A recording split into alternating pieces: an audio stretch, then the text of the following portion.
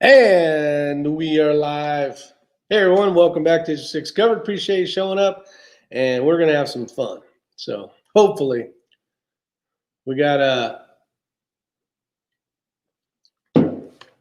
okay day at the range today. Had a few issues, figured out a few problems, but the Tikka mags are not 100%, but a lot of that issue was on me as well. So we got that going for us. We'll get started here in a few minutes. Got a couple teas ready to go. I got one in the fridge. Got this one, so pretty much good for now. So we went over to VOD in North Kakalaki. It is in Old Fort, North Carolina. Great place.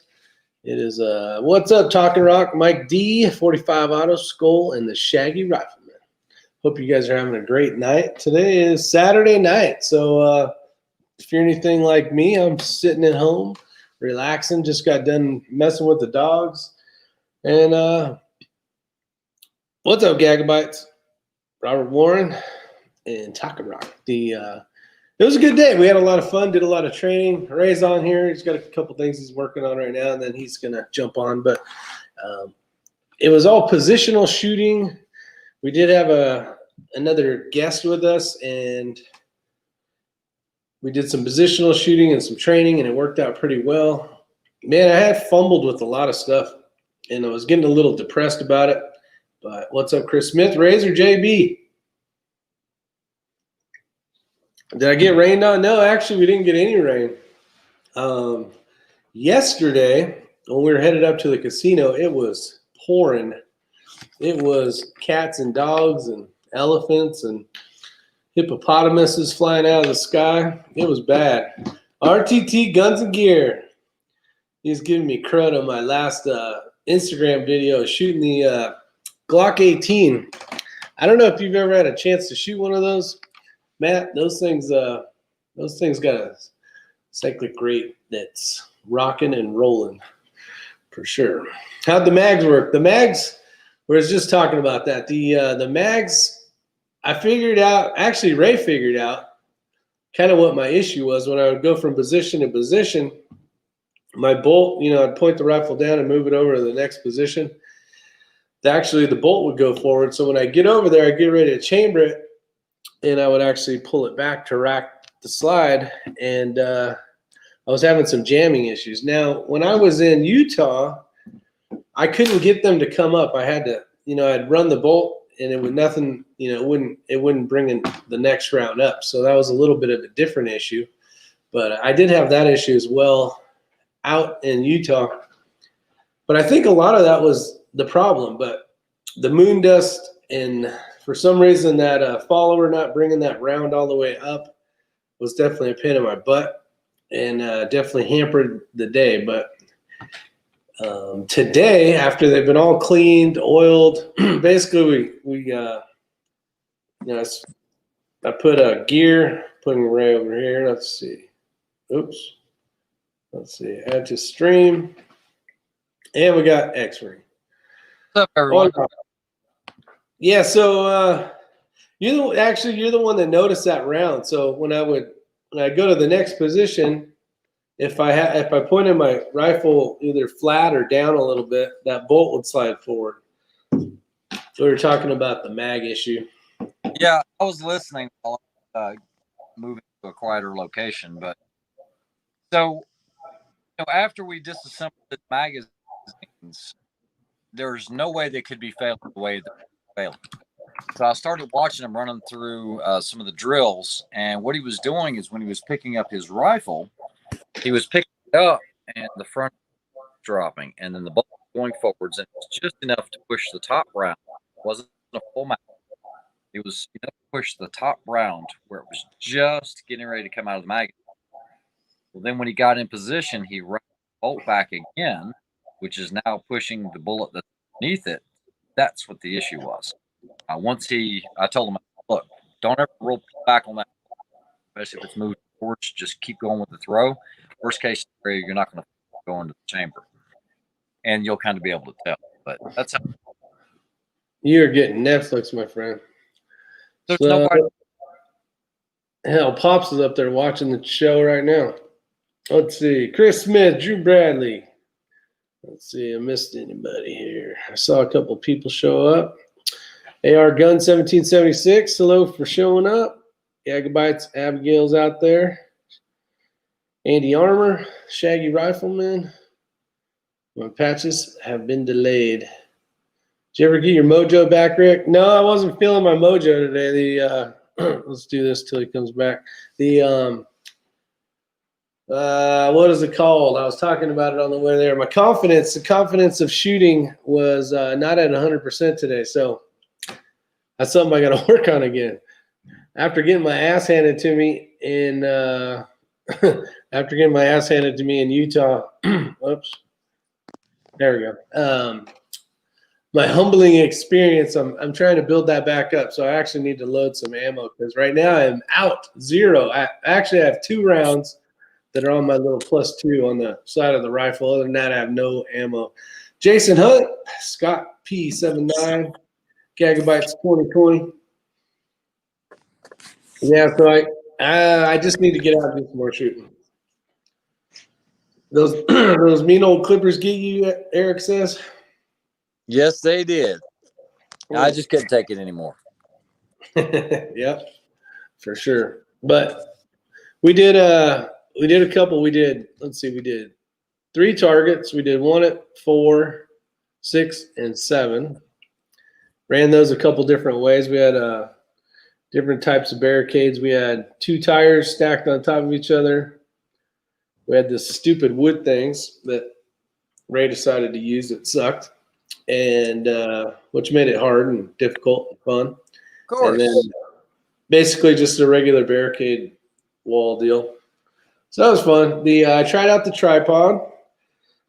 Still got a lot of practice with it, trying it out in different ways. And I went from the bipod, tried it out, to the tripod. And in some applications, it was I could see where it had helped. And then in other applications, that's a nice oh, you're showing that. Yeah, that is the new Ella rifle. That is chambered in 223 AI. That's the one that Kenny built for X-Ring, and he got it Cerakoted. Ray got it Cerakoted. So we actually shot that today. The thing shot really nice. And it looks damn good too. I think you were shooting 75 grain or 80 grain. What were you shooting? Well, that's the beauty of it is, hold on just a second. Let me reverse this again. Yeah, 45 Auto says he's afraid to go shoot since ammo is so hard to find. Extra expensive if you can find it. Yeah, I went to a couple of places and they are out of ammo. 9mm from Kinetic Armory.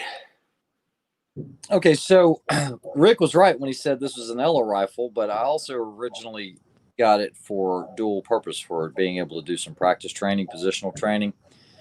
Because one of the things I realized is when you're shooting 6.5 Creedmoor or 6mm Creedmoor, it gets very, very expensive. So I wanted something that could still reach out 1,000 yards, no problem, but Ray, playing with your camera lens isn't going to increase your, I couldn't read the rest of it.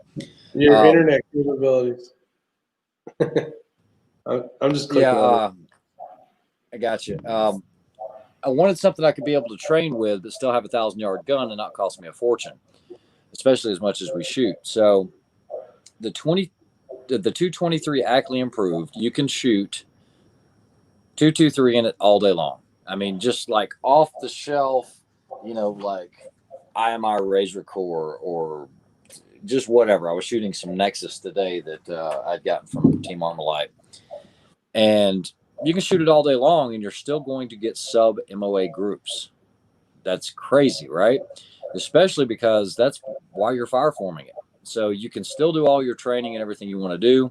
You're making your brass basically correct. And then I'll reload it with like 25.5 grains of Varget under an 80 grain pill.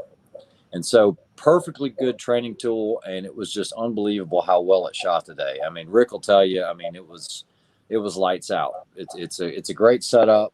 Like I said, Ella can shoot it. I can shoot it. And I wanted to go with a Cerakote job that was pretty decent. Like I said, I had to pay for it or anything like that. You guys know I have access to Cerakote. So, yeah, it's right and it looks good. And I was very, very impressed with the chassis and the whole build that Kenny did.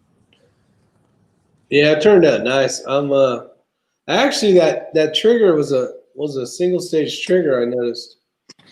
Yes. So what I did was I did install the Velocity trigger.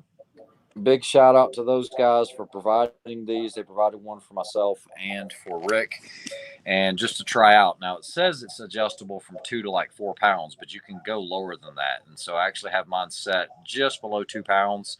It is a single stage, but man, I'll tell you what, it feels great. Yeah, if I had a Trigger Tech, I'd throw one in there, but I just don't need to be spending the coin right now for another trigger like that when I have another build just around the corner coming from Kenny. So anyway. Abigail Fananigan wants to know about if anybody's played with the BRN 180. Brownie 180. Let me see if I can read the comment. Right. Bam. BRN 180. No, I don't know what that is. +5. What's up, +5? How are you, sir?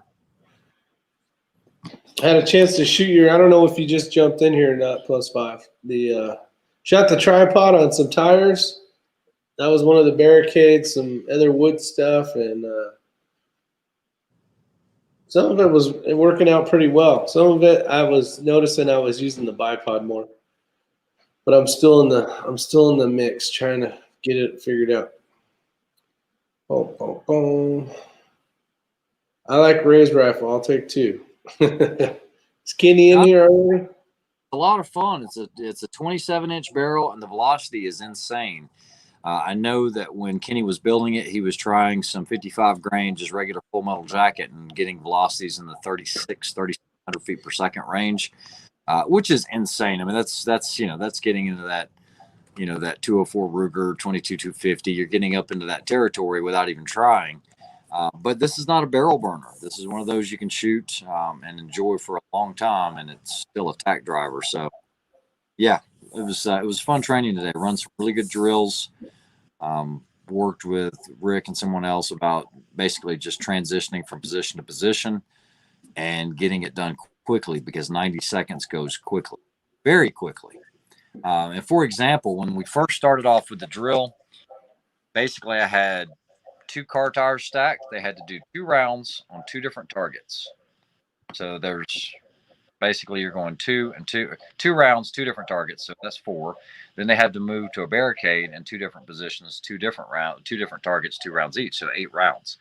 So you're not burning through an extraordinarily amount of or large amount of ammunition. But when they first started, I think they all got 3 shots off. Isn't that correct? Very first time we ran the drill. Yeah, it was slow trying to figure out a few things. 3 shots off and out. And then I kind of demoed, what kind of it should look like as best I could. And, at least giving yourself some time to at least get 7 to 8 shots off, giving yourself a chance. So it was good. Great training. It was, and it was nice. Is like, you'd shoot 8 rounds, and then the guy, we kept taking turns, the 3 of us. So it had a chance for the barrel to cool down, and you weren't blasting through too much ammo. So it was actually good because I only brought 50 rounds with me. The only 50 I got, besides the 2 on the rifle, but yeah, it's time to be doing some reloading. So Drew Bradley, we got Brooks, and we got Done. SBR Brandle 65s out there. And Ronald Wilson, 27-inch. Is barrel whip an issue in the heavy barrels? Ronald Wilson wants to know. You can definitely see the harmonics, no doubt about it. Whenever you fire it, especially when I did the video with Ella shooting, you could actually see the harmonics went through there, but it's fine. I mean, the thing's a dang tack driver. Yeah, that thing's an amazing rifle. I'm actually looking for the build sheet right now. I didn't want to quote incorrectly. Which do you like better, the Bagara B14 BMP or the Tika T3X Tactical? I have not shot the Bagara, I don't think. Yeah, I've had a chance to shoot the Bagara, but at the time I had not shot a Tika. I'm very, very impressed with the Tika for sure. So if I had to go with one of the two, my first choice would probably be the Tika, then the Bagara. But I know Bagara is actually making a good rifle. DW wants to know if you're saying the 223 is like an AR-15 223. Yes. Absolutely. It starts off the same bullet. Well, case. Yeah, I'm not going to run out to the truck right now. Hold on just a second. You see.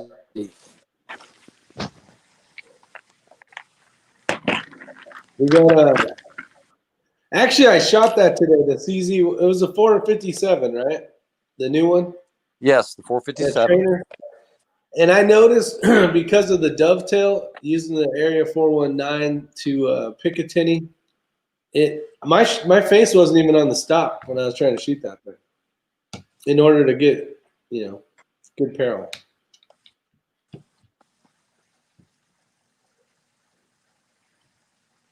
But man, that's one sweet rifle. I think the owner of that rifle is going to actually try to do something to the stock to bring it up. Whether he ends up doing it or not, I'm not sure. What's up, Jared Bear? Okay, so on the right is a 223. Actually, XM 193. Click that. And if you look at the shoulder right there, do you see the difference? Yeah, it turned it into a freaking. The angles were different. Correct. So I'm going to try to do this without shaking and making everybody sick when they're watching the video. Too late. And I kind of showed you guys this, but where you need to pay attention is right here. You see how steep that angle is? Well, when you fire form it, what it does is it kind of blows this up and over right here. You see that? It's a very sharp angle.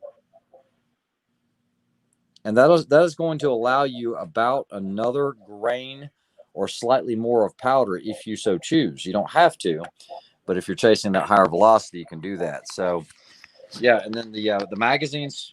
I'm not touching the gun. I'm not touching. Does it actually shorten the case length? No, it's better for the longer bullets, like the 80. And then this is the MDT magazine. It is a polymer mag. I've had zero issues with it feeding. It does hold 10 rounds, but man, it is perfect. You'll also see the extra length there, so you can run your bullets out really long if you like. But yeah, that's the setup. It does have a Remington 700 action. A lot of people, and it does have the rimage conversion.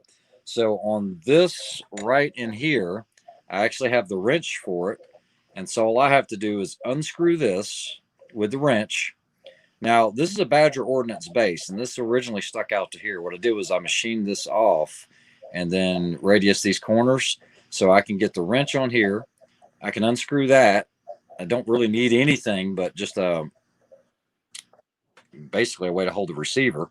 And then I unscrew the barrel, put the new one in. It's already been headspace because I've already blueprinted the Remington 100. And it's whatever barrel that I so choose, as long as I have the bolt that matches.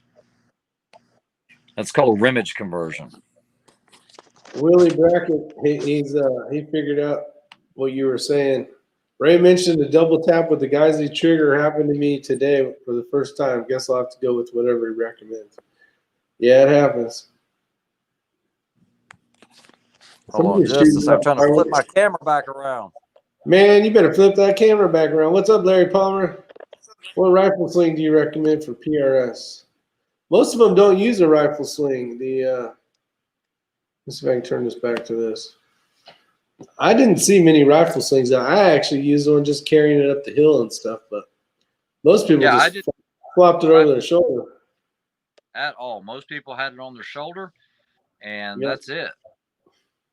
But yeah, when it comes to those triggers, guys, like I said, if I tell you something or mention something that I've had a personal experience with, I mean, it's definitely not something that I've read. It's something that I've experienced, and I do have a problem with the Geisley triggers.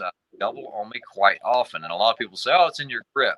Well, it might be, but that's the way that I shoot. And at this point, I'm not switching that up, or I'm not really wanting to switch that up when other triggers don't do it. So, yeah, I actually have a drawer full of Geisley Super 3G triggers, and matter of fact, there's one elf too. I hate to say that because this was provided to me. I never did a review or anything like that on it. It was before I had a YouTube channel. And the problem is I can actually outrun this trigger. It won't reset. I actually dealt with the owner, Art Elfman, super, super good guy. Yeah, just threw it on the floor. Did you see that thing jump out of my hand? Can you shoot? Yeah.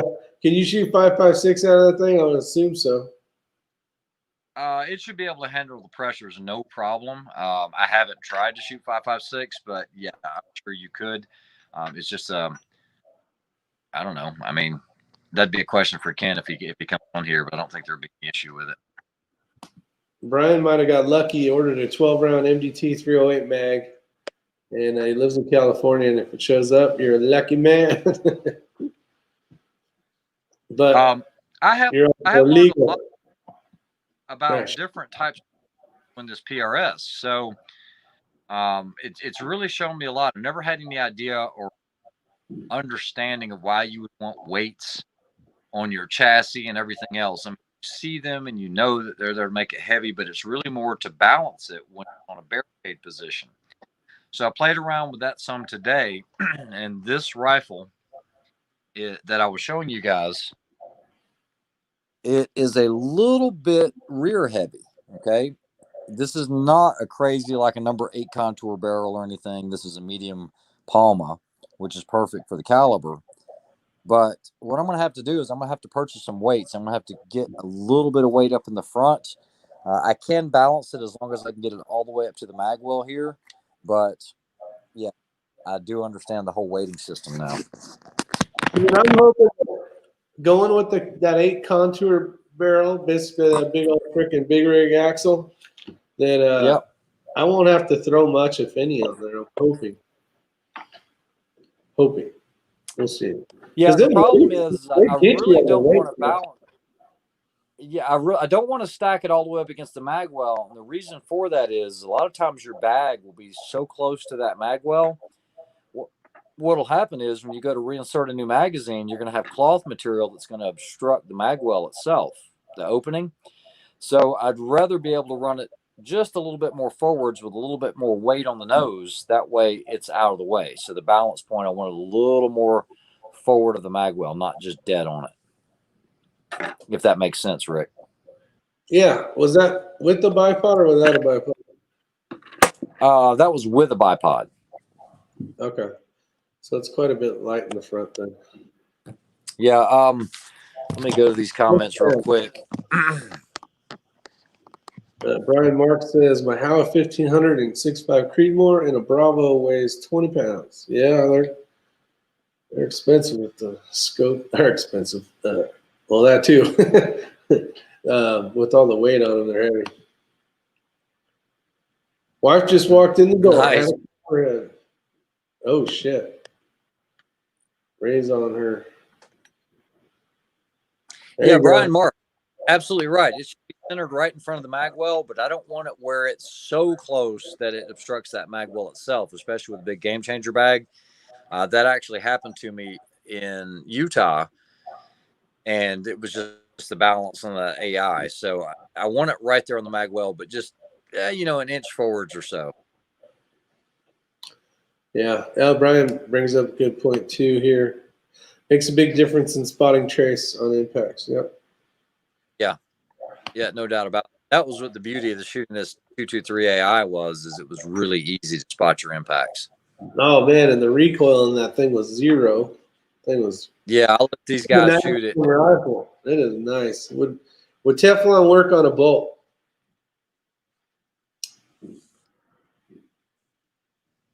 Yeah, I'm sure it would, but are we talking about on a bolt gun, or are we talking about on a bolt on an AR or something? I don't know. He didn't say.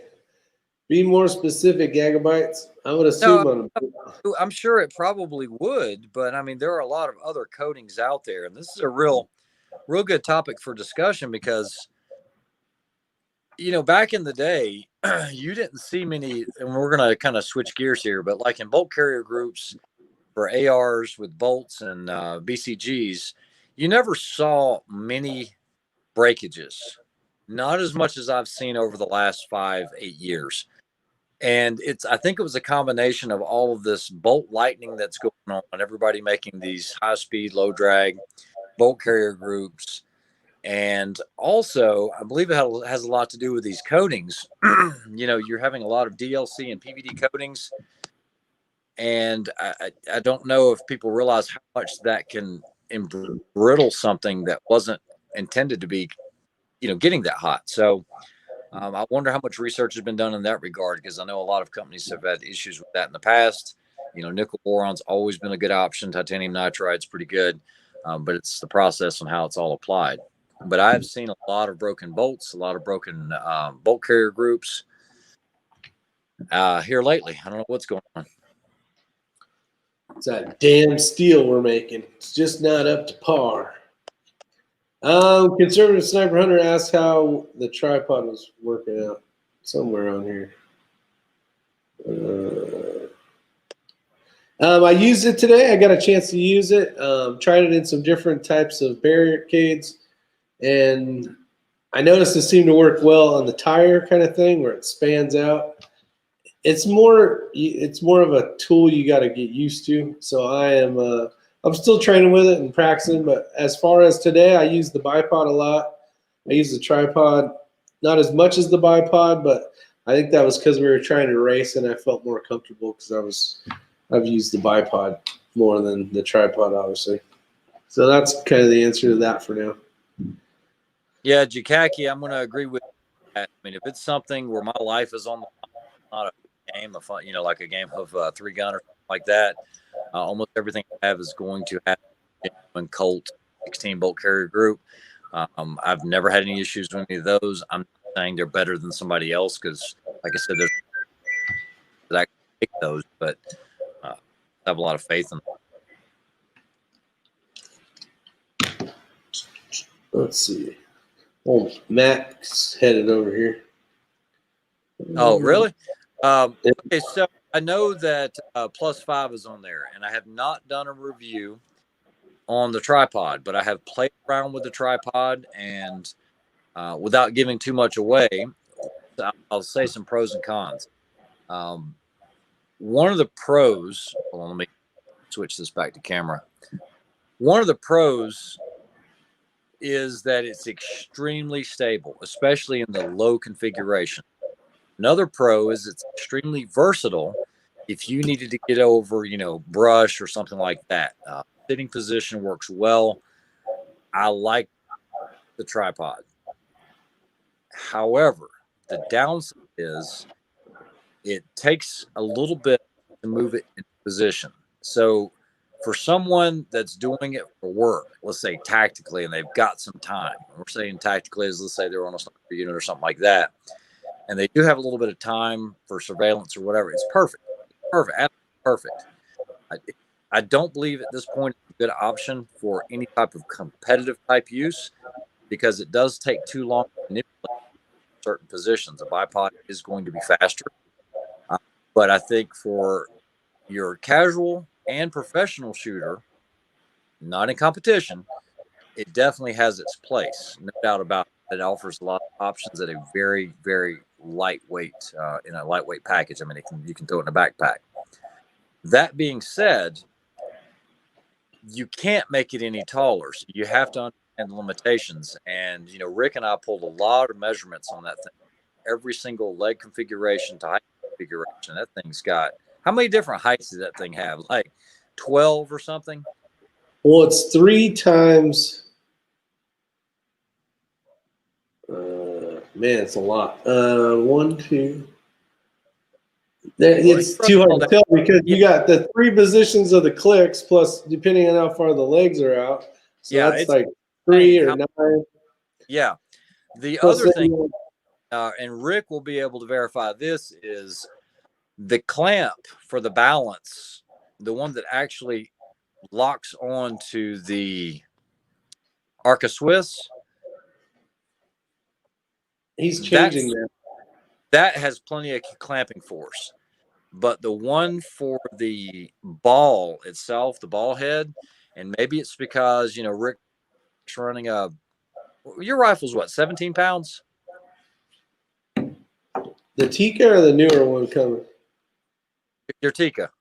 I think it's 15-ish, 17, somewhere in there. Yeah, he's at 15 or 17, but he doesn't have the ability to go all the way up to his magwell with the Area 419 Arca Swiss. I can with the AI, and even though the AI is 21 pounds, I was able to get it locked and get it balanced easy. Rick's was a little bit nose heavy, and so it was really tough.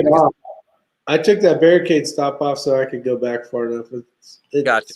Balances now. Yeah, that's good.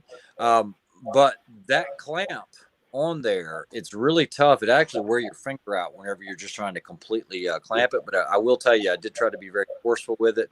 No issues with anything trying to strip or run off or round off or anything like that. So the quality's there. I even tested it underwater. Nothing flipped. We got it soaking wet, and the epoxy they're using is good. I like it. I think there might need to be another option for the feet when the legs are out, and you're already aware of this, but that extreme angle, you really don't get much bite. Also, the rubber configuration on the actual bottom of the feet is too hard. It actually slides on concrete very easily. All fair mentions, Rick? Yeah, I had talked to him a few days ago about it. Yeah, he's actually changing it out. He just posted it there. Yeah, and since I don't like that, we're just discussing here, but it has a lot of potential, and it would be a great tool to have in the bag.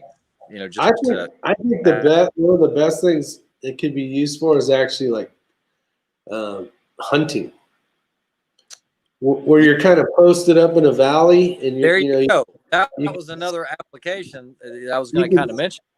Yeah, you can span the valley, but you're kind of not like in a hurry to get it all. You're basically got there early. It's still dark. You're setting up all your shit. You're hunting stuff. And you're getting it all figured out. You got plenty of time. It's not a big race kind of deal. Or time's of the essence, I guess. Hey, DW, he asked, why did you choose the 223 over the 5.56? Remember, it's a 223 Ackley improved. It is a different cartridge. And it has its own chambering and everything else. But no, it's 223 Ackley improved is what it is. It just allows you to still shoot 223 without any issues. Shaggy found some root beer. Good for you. Yeah, actually, there were some people that had commented. I did that quick little kind of introduction and went over some of the specifications of the tripod, and they're like, "Man, that would really work good for predator hunting, like coyote kind of stuff." And I think for prairie dog stuff, especially if the grass is kind of tall, like where you're at, where you really can't get prone or you can't get in the back of the vehicle or something. It gives you enough height where it's perfect, where you can just sit there and BS and wait, have fun, and you're not in some weird contort prone position all day long. That's where I think the huge benefits coming from. Yeah, conservative snipers asking about the golf ball. Anybody else try it? Because just to be clear, myself and Rick did not. We actually did full-on training today on positional stuff. None of us have tried the golf ball. I didn't say I could do it. We actually talked on it. I was on that chat on the way there, and I said we don't even have a golf ball. And then I guess we could make 1.5-inch circle, but we never got to it. We were practicing. Yeah, and to be honest with you, I have not seen KB32's review on that yet, but he did call me when all this was going on. He was on the phone with Rick, and after the fact, even before he knew that he didn't actually hit it, that rifle was shooting lights out, 0.36 groups. But the problem is that's at 100 yards. At 600 yards, that's 2.15 inches.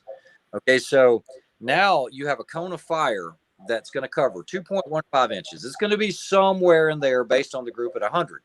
Now, that's taking out wind that's taking out a lot of those variables that you're not going to feel or have to deal with at 100 yards. Okay.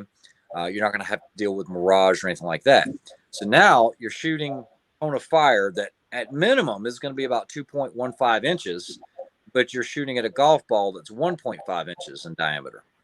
So it's a damn good shot is what it is. But it's a low probability shot. And that's exactly what I was saying is, I mean, that would be one hell of a shot. But it can be done. The stuff we were shooting today, Lucky and hit. we had some small ass targets today. I think we had set it up that way to make it more difficult. But man, I'll tell you what. Whew. Oh, Matt must be here. I can hear the dogs barking. What was it? What was that one at 600? Wasn't that bad today because the other ones were worse. But No, what was man, that? with these bolt guns today, we were killing it. 600 was easy. I put some 4-inch steels out at 400 and 450, and these rifles were literally eating it up. I'll grab Matt. But that's a 4-inch steel, and to do a 1.5-inch steel at 600 yards, that's a tough shot.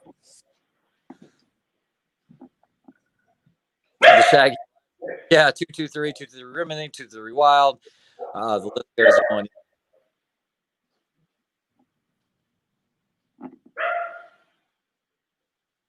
Yeah, +5. I like that's great to hear that you're addressing some of these because these are things that I'm sure you noticed as well. I just didn't know how much leeway you had with the company to be able to do some things like that. But that's actually pretty awesome. I do like the setup. I really do. I think it would be great, and you have a winner for sure.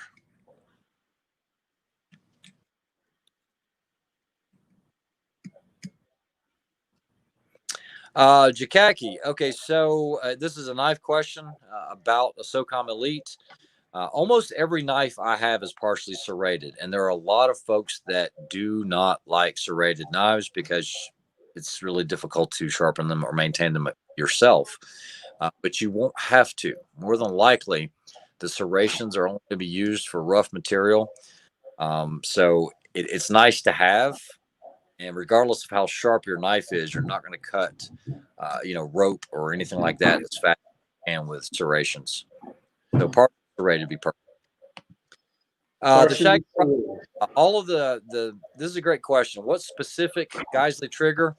They're all going to be the Super 3Gs, those type triggers, not the SSA, not any of those.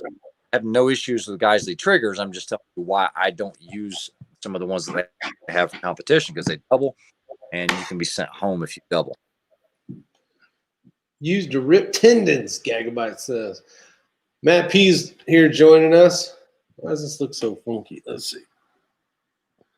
Get old Matt in here. Matt just got, what'd you get, second or third place?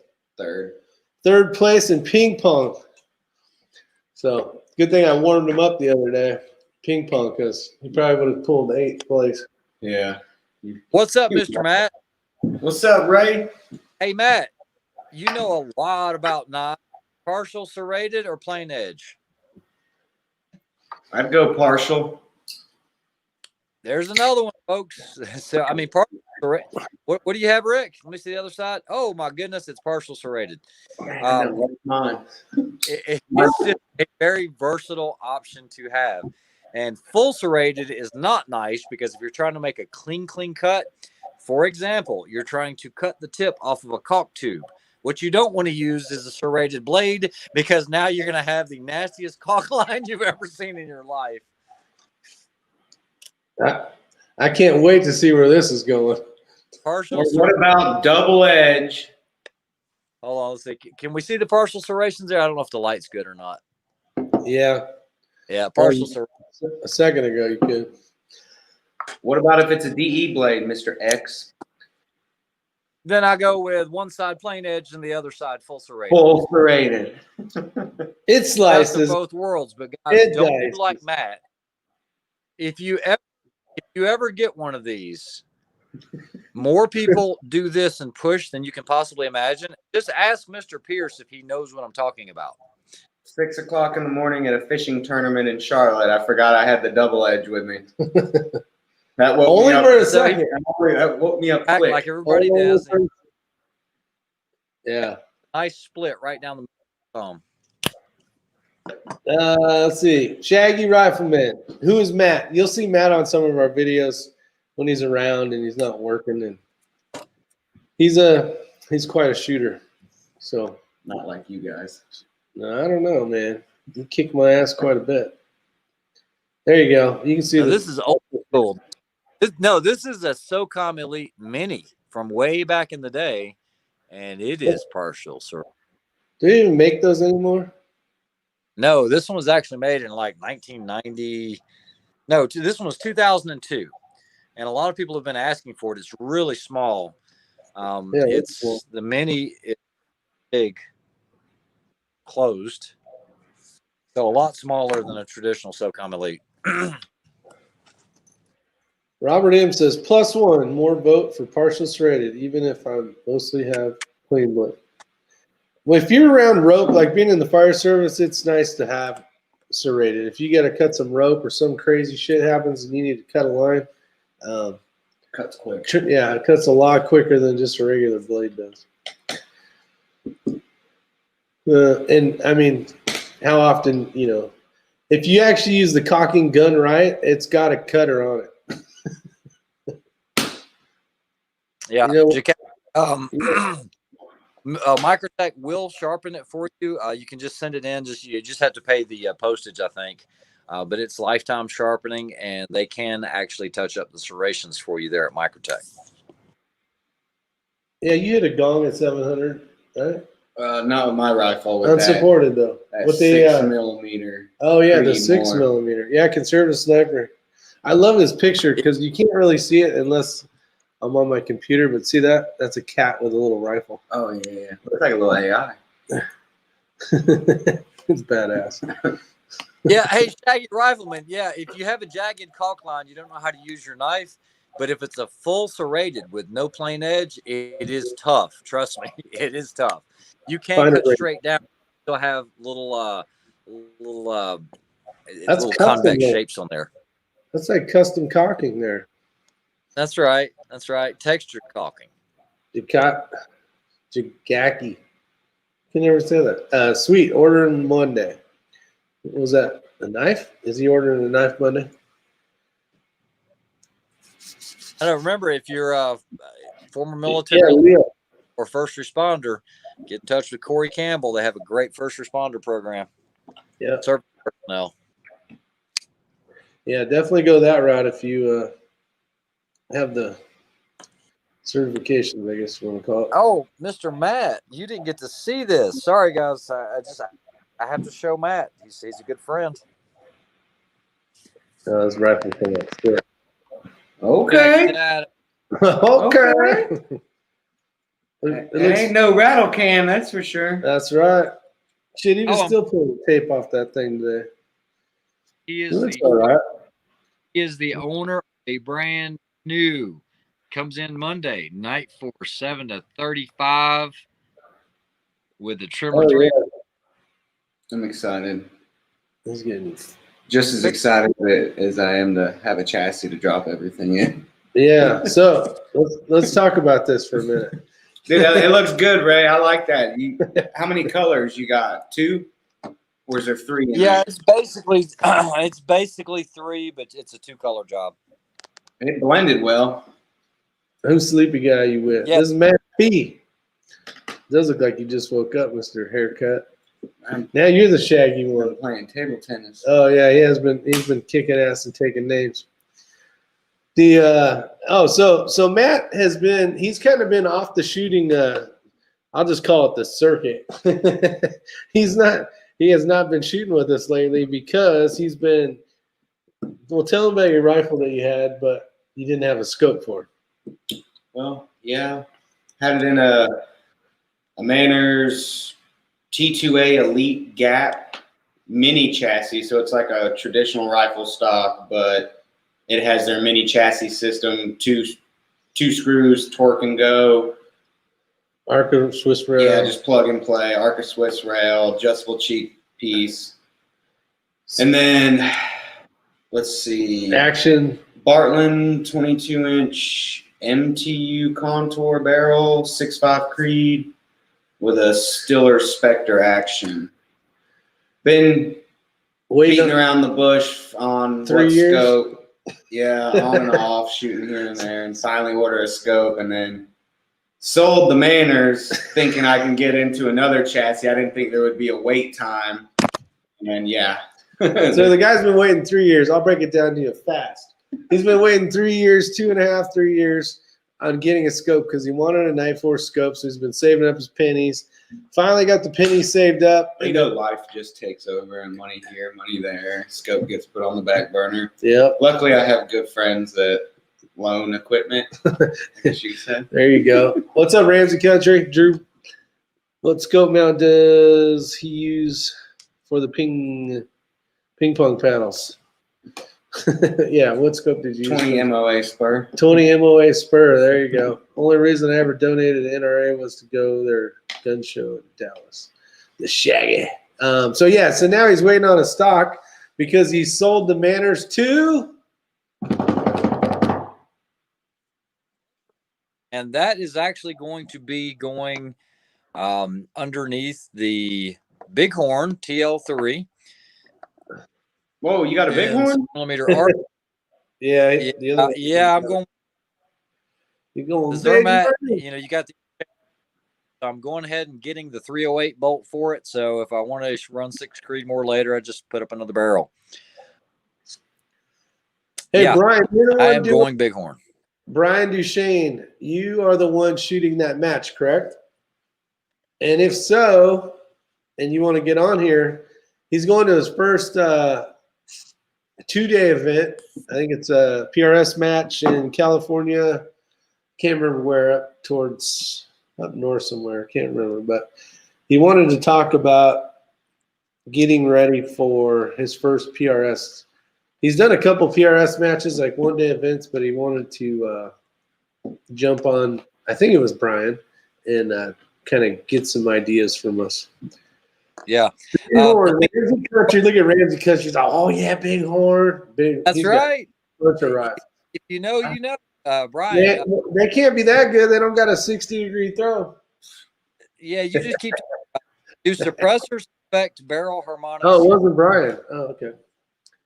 They do affect it. Anytime you put something on a barrel, it is going to affect the harmonics. However, if you've got a good quality suppressor, it's not going to influence the performance of your loads to make it worse. It will have a slight point of impact shift unless you buy something cheap. Now, I have a buddy of mine that he ended up going against what I had told him, and he ended up buying a suppressor from a company. I said, dude, I wouldn't if I were you. You're already going to be waiting, 8 months, 9 months on it. He gets it, puts it on his MPA. It turned his half-minute gun into a 1.25-minute gun, no matter what he tried. And so the only way he could get it to shoot again was to take the suppressor off. And you put a Thunder Beast there, no problems whatsoever. So go with a good quality suppressor, and you shouldn't have any issues.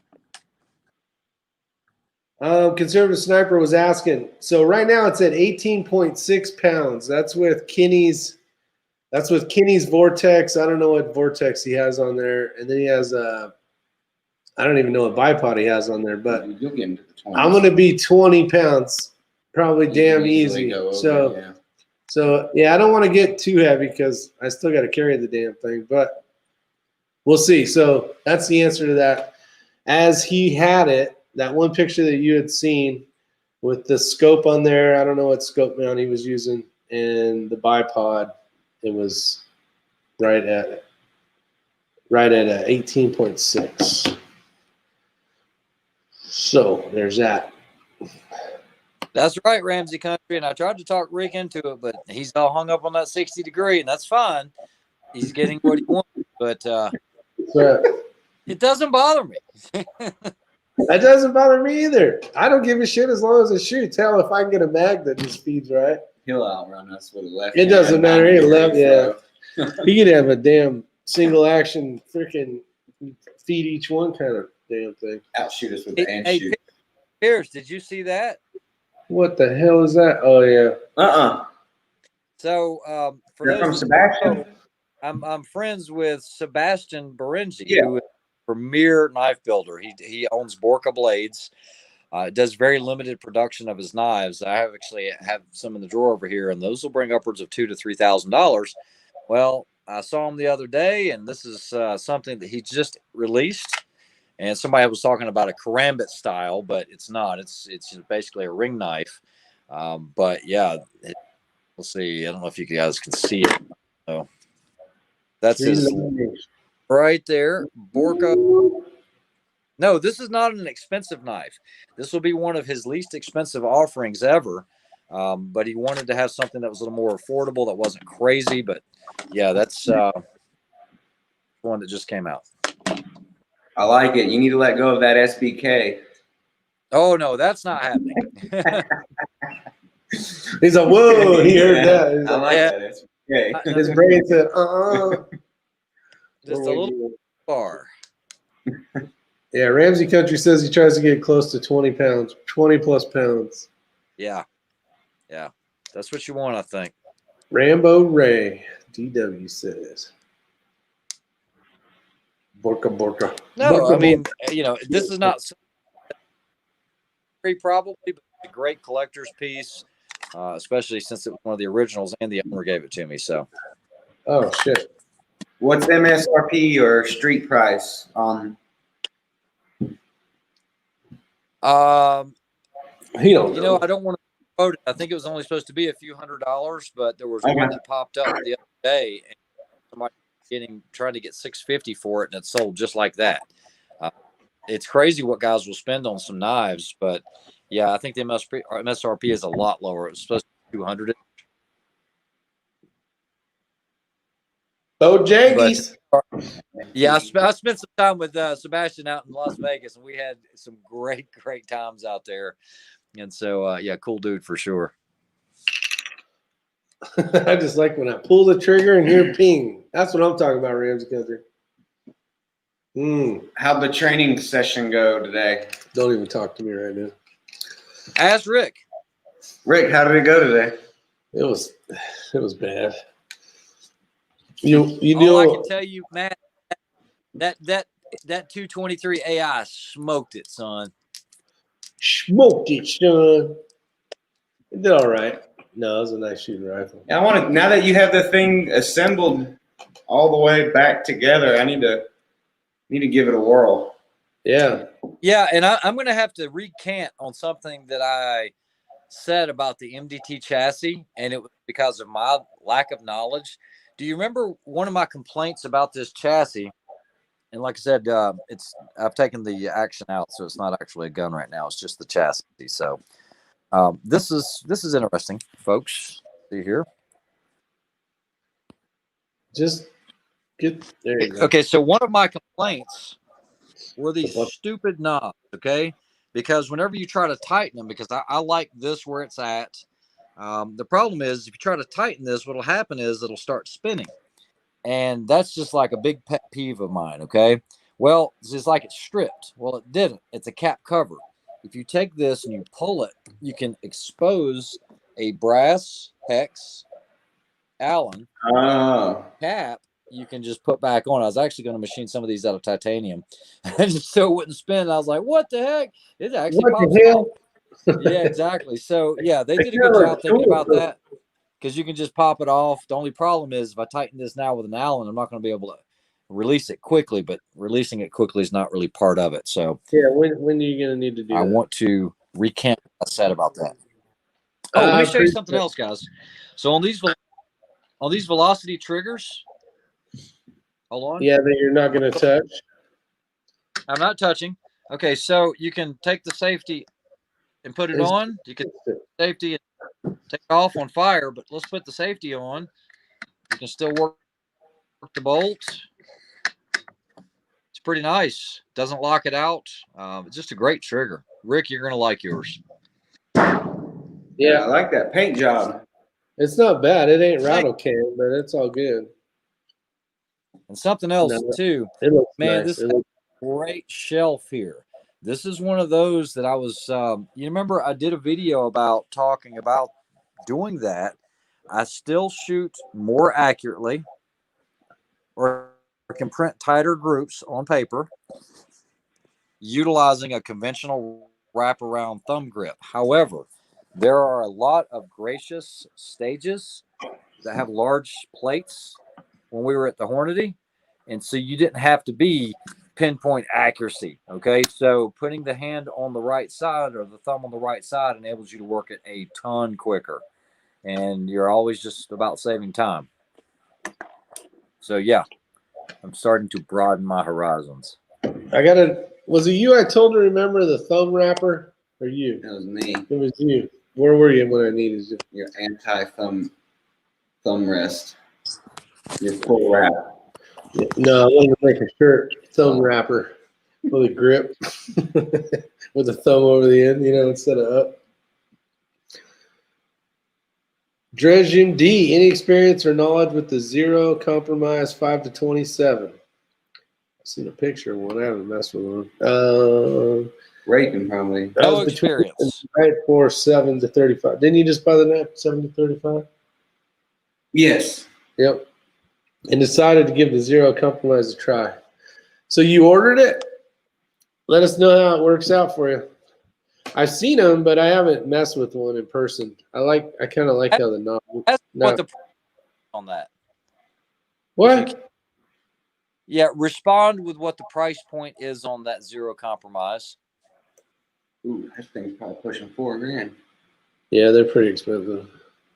I think that's why I've only seen one in pictures. Thumb screws are conspiracy. Someone just came out with the world's first laser inside the hand stop on an AR. Your thoughts?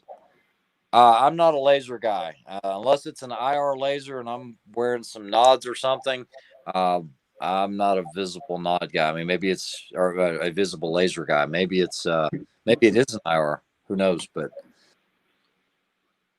tea and Cajun filet biscuit.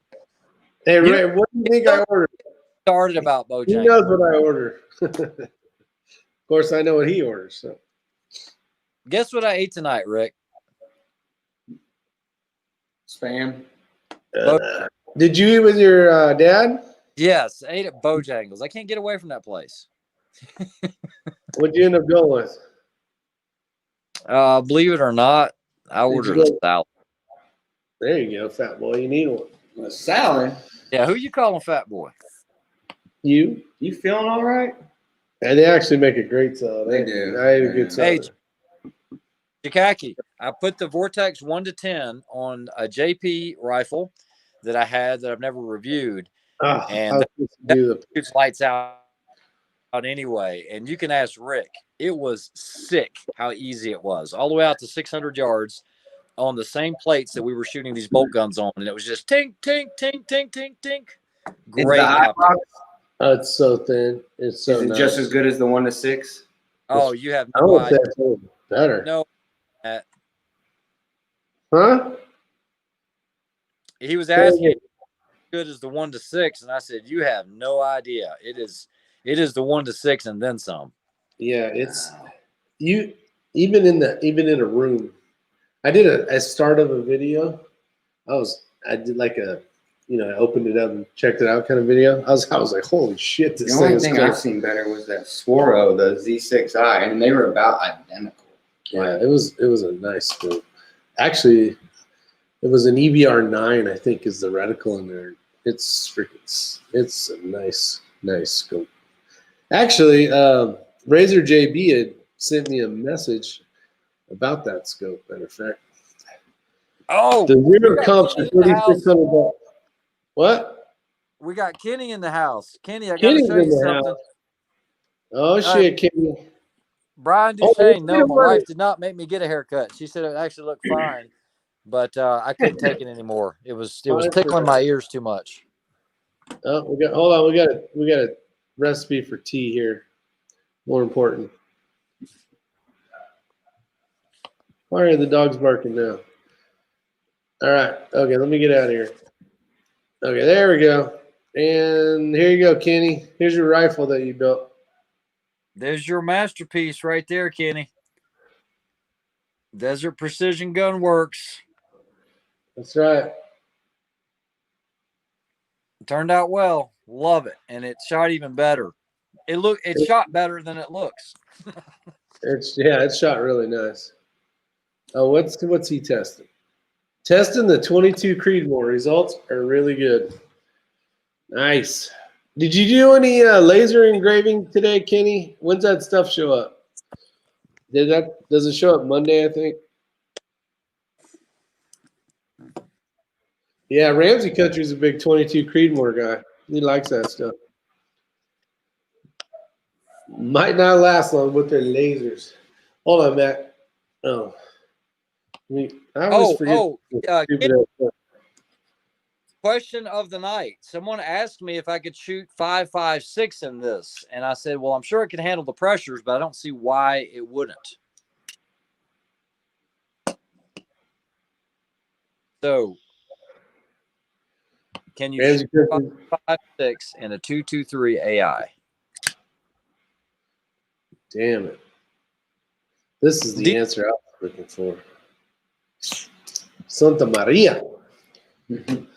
Yeah, what's that range on that 223? We gotta check the dogs real quick. You're in charge, man. That's not good. Help him out, Ray. Okay, so yes, he shot XM109 for the first 5 rounds. So yes, it is capable of 5.56. Kenny, in your estimate, how far do you think pushing 80 grain like Burgers or like the Hornadies, how far could I stay supersonic? 1,100 yard gun.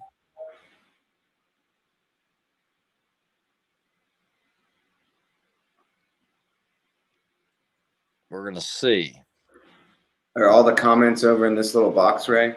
Okay, yeah. Yeah, you should be able to see them over there. The problem is I'm on my phone, so I can't see the camera or any of that while I'm on the comments. I have to switch back and forth. 8.2 mils at 1K. He'd say 1,300 yards. So there you go, folks. And like I said, we're not even pushing it because the load that I got from Kenny for this rifle shooting 80 grainers is nowhere near max. There's a ton of case capacity, but there was no reason to push it out that much further because the accuracy was just spot on with that load he gave me. Yeah, Ramsey Country saying 1,000 plus.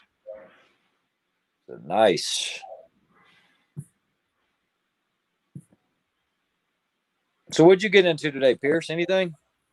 Had to do some yards, and then one of Caitlin and I's friends had like a birthday thing, and ended up being like a ping pong tournament.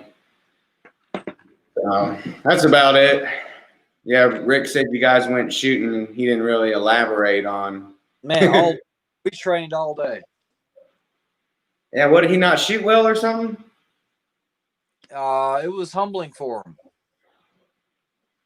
Windy today or no? No, it wasn't too bad. And I'm going to apologize for the guys that are in here that have already seen this once already. But I do want rifle again.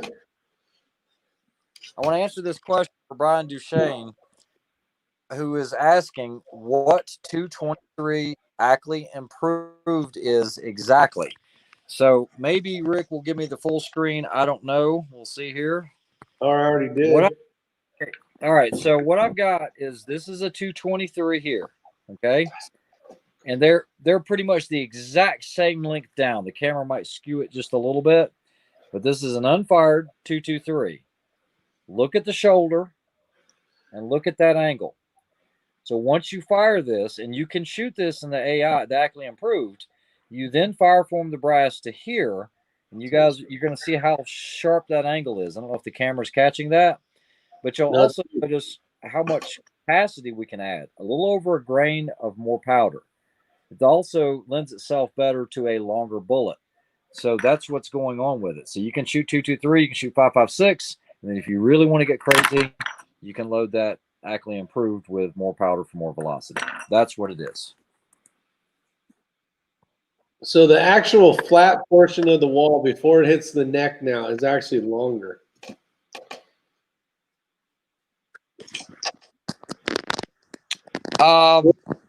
Yeah, just slightly appears to be.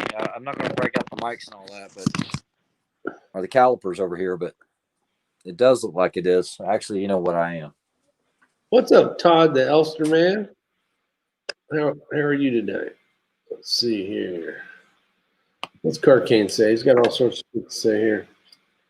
My understanding is the 223 can range from 50,000 pounds per inch up to 70,000, whereas the 5.56 is standardized at 62,000 pounds per inch since it's a NATO round. Correct me if I'm wrong. I don't know, my friend. Let's see here. What was the question again? It's right here. Yes, 5.56 is more pressure for sure.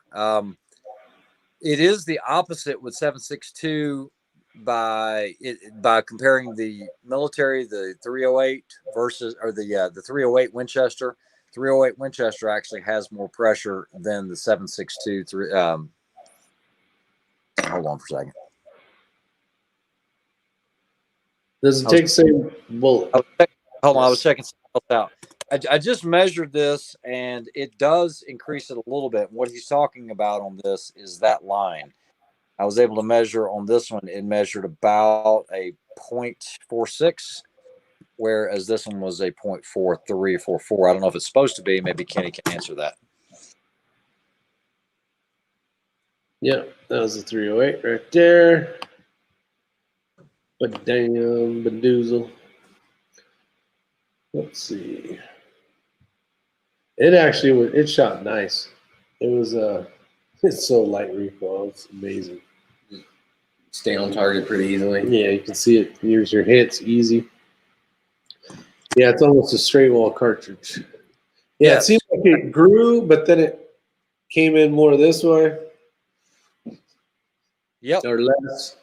It was steeper. Yeah, and Ramsey Country hit right on the head. Everybody's saying like no case trimming pretty much on that thing. And I've got so much 5.56 brass. I mean, it's a godsend to have this caliber. Quiet, son. No, this ain't my son. Damn, I must be old, son bitch. Hey, Kenny, I haven't even loaded for this thing yet. I've just been shooting 77 grain box ammo, and it's been killing it. I'd take him though. He's a good kid. Appreciate it, stepdad. Guy that comments comes in with a blaster. Bam! Let's see. It's Rick's son.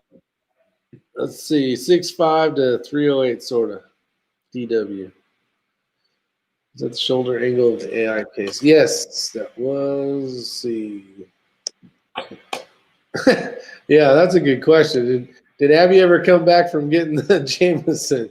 She might have passed out. Forgot about it. 4 cups of sugar for a pitcher of tea. There you go. That's what I'm talking about. John, what's going on? That's amazing. You can fire a 223 in a rifle and turn it into a 223 AI. Yeah, John, it's actually pretty cool.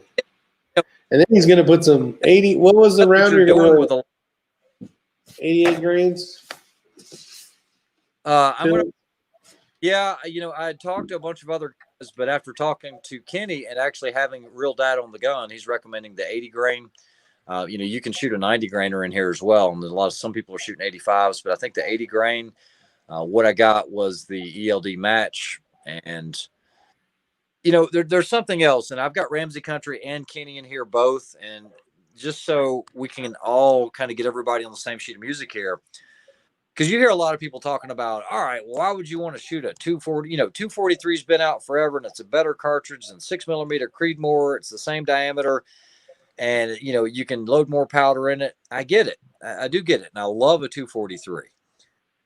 But what's happened is here in the last 5-10 years, I mean, you're having so many options with bullets and these ELD bullets. Okay, these really, really long bullets.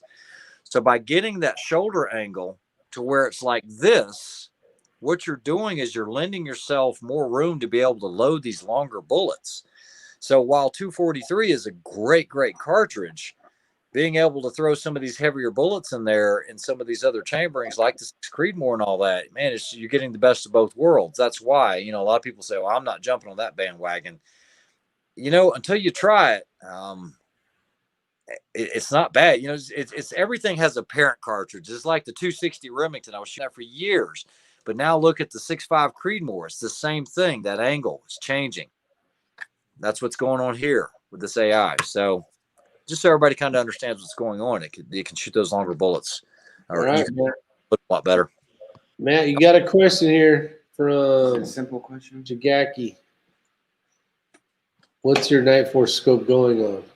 Stiller Spectre Action with a 22-inch Bartlein 6.5 Creedmoor barrel. Barrel. What chassis are you running since you don't have one? I want to be running that XLR. Let me give that a whirl, 4 to 6 weeks, right? give or take. Yeah.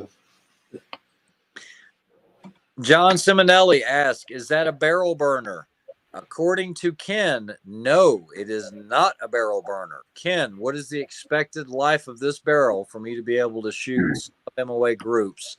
And I know based on rate of fire and all that, but as a rule, what do you think? What do you think my barrel life's going to be on this? Yeah, and Elster makes up a good point too. It just seals off the chamber better.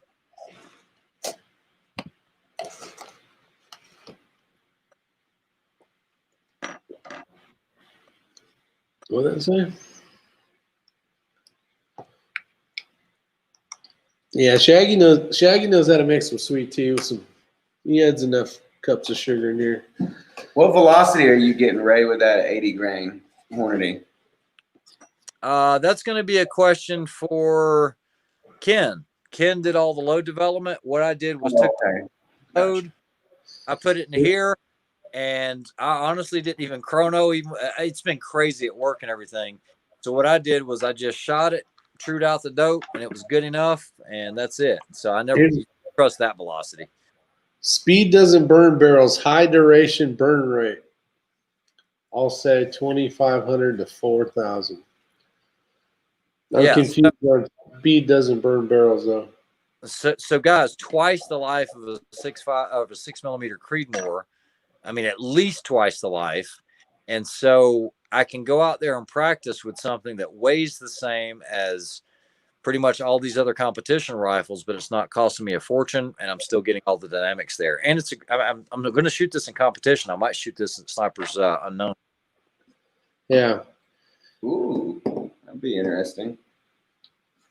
Yeah. I think it's a great option. I It mean, might be a good option, yeah. what am I going to be giving up? It's not a ruck match. Matter of And fact, with I'm going to weigh this rifle with the 4 to 16 on here just to see what we get. what's the furthest distance I'm of gonna- the Snipers Unknown? I'm gonna say 17 pounds on his rifle. 17.8. Mm-hmm. You haven't even Well, that dick. we're having technical difficulties. My scale battery just went out. I'm gonna say 0. I'm gonna say you don't even get a 0. He's got that big. Carcane says 19.5. You got a battery for that thing? Let's get some guessing going on here. I got a battery. Give me a few. It's got a freaking Okay, screw in it. so I'm gonna say. Oh wait, hold on. Let's see what scopes you got on there. He's got that Night big. Force. I'm going to 16. I'm going to 18.3. Yeah, 18.3 all day. I'm gonna go 18 All right. because my rifle's 18.6, but that was with the scope, a bigger, thicker barrel, and bipod on it. He's got that. Oh, here we go. Here we go. We got Tim Cook out there. Got 20 pounds. Pistol Pete 18. Drew Bradley 18.6. 45 auto. 1 pound Bob. There we go. 18 pounds, 3 ounces. Jerry Bear says 18.6. Actually, Kenny probably knows what the hell that barrel. Yeah. Yeah, but he's not allowed to say. He already did.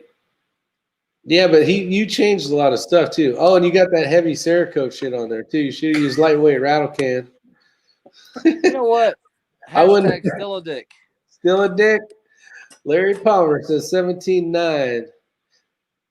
I wouldn't have a clue. Texas Bullet says. Hell, I can't even get the battery door off the scale because it's got a safety screw on here. Give me a second. Yeah, you best figure it out. We got a bunch of numbers here. Yeah, we We're do. gonna find out. We're gonna find out. 16.5. Tim Davis says 80W90 on it. It'll be I whatever. knew that was coming. Yeah, me too. Oh shit, Ramsey Country. He's playing The Price is Right. He's going $1. $1. Kenny, let's see. Eric says Freedom Yitter. Winner gets raised Microtech. I'm going after SBK. SBK, yeah. Yeah, I think sweet. Let's see. Let's see who wins this.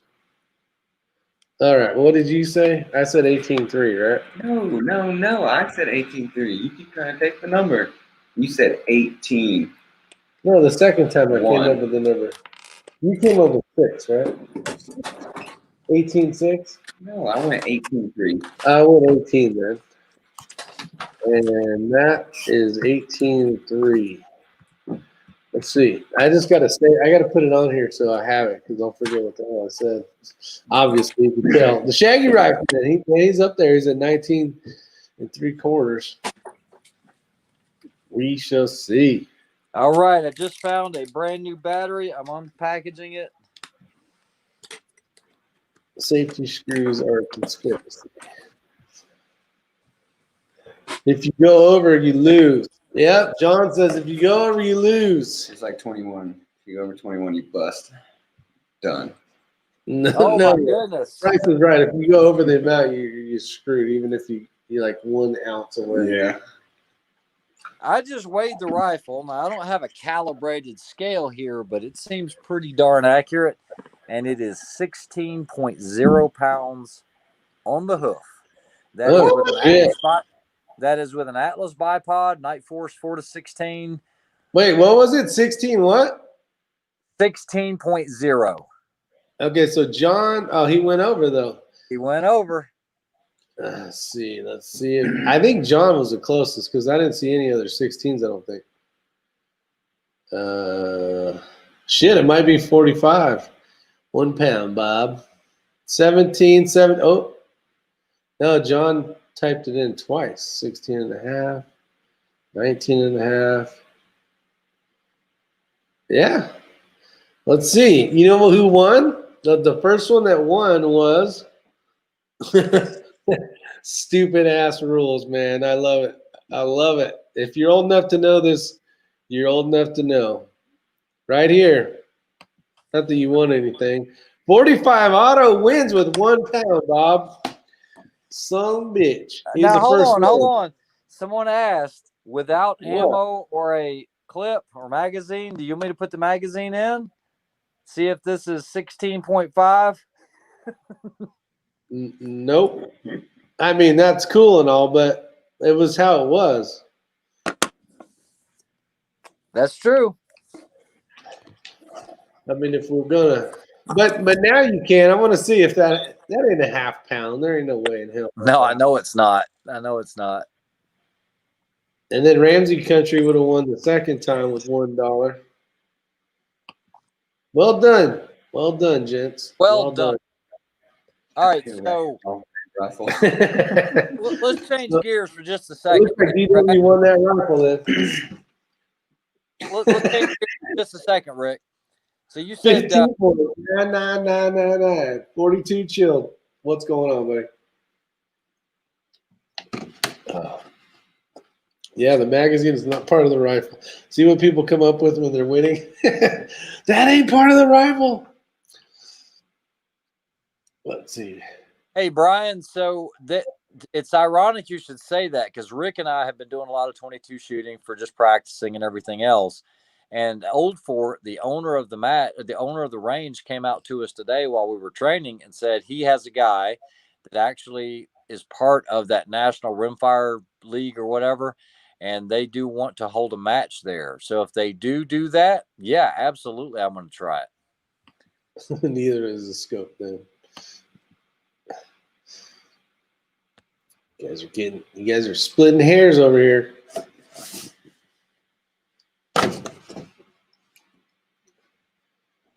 You know what? That would be a good thing.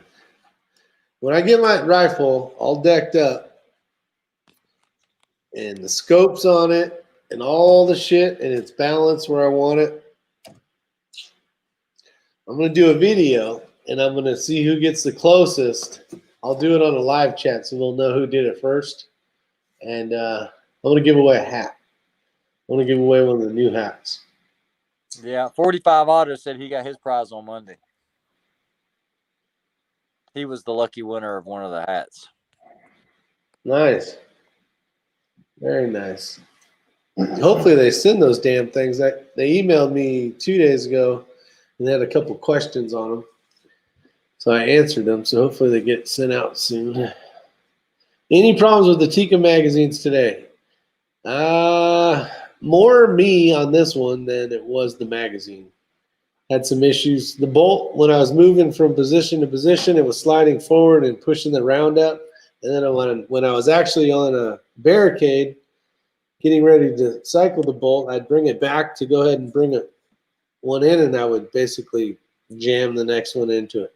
That was on me. I was doing that quite a bit today. In Utah, the follower wouldn't come up, and it wouldn't even grab it round. So Yeah, that was a whole other issue. So I don't know. I got to try some of that powdered. How's that shit called? Graphite. Graphite. Thank you. Yep. Eagle Eye shooting right now. I'll be right back testing the 22 Creedmoor. Man, that must be nice. So it's 7:30 there, so it's still daylight. How many decibel point over under? Drew Bradley's still trying to figure out the. Let's see. What does this say right here? Bam. Let's see. Yes, I try whenever I can, Jakaki. I always try to go as close as I can to that transonic / subsonic, right when it's transitioning, to true out to that if I can, if possible. Sometimes it's not, but usually. Shaggy wants a beanie. I don't wear hats. I could probably have him order you a beanie. That'd be pretty cool. Yeah. In the wintertime. Which logo you want, the 6 or the skull? Train wreck logo. I haven't done a Team Trainwreck logo yet. Yeah. Country. So he's late to what happened today. The old double stroke Rick. It's never good to double stroke it. Is that the same as a 2-pump chump?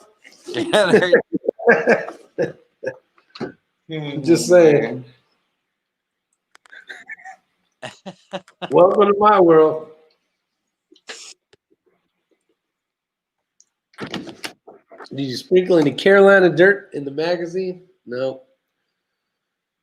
Brian Duchesne says, when is your next PRS matches? I am hoping to hit one within the next 2 weeks.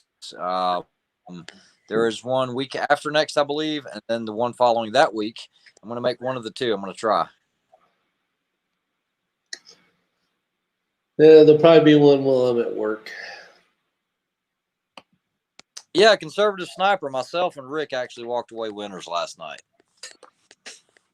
Yeah, we did. Yeah. We did. Nothing crazy, but anytime you can walk home with a couple Benjamins in your pocket, you're good. That means you didn't give it to them. You didn't pay the light bill that night. Jerry Parker says, is your 6 cover face mask? I saw it actually, Pops, Silver Fox. He had showed me a picture of a mask, but it was a hand. It looked pretty damn cool. Well, it wasn't a hand. It was a picture of a hand. It looked pretty neat. Did anyone? Yeah. Let's see. Good to hear. Yeah, they have burger match ammo chambered with that bullet. I was going to try it in my 308. Which bullet are we talking about? I bought some of those David Tubbs bullets for the 6th Creedmoor. Oh, would you go 115s or something? Yeah, about 500 rounds of the coated ones. Isn't that what He has some, yeah. Mr. X has? He's shot them low. What I shot at Hornady. Yeah. Okay. Yeah, They're I actually ordered really 500, good.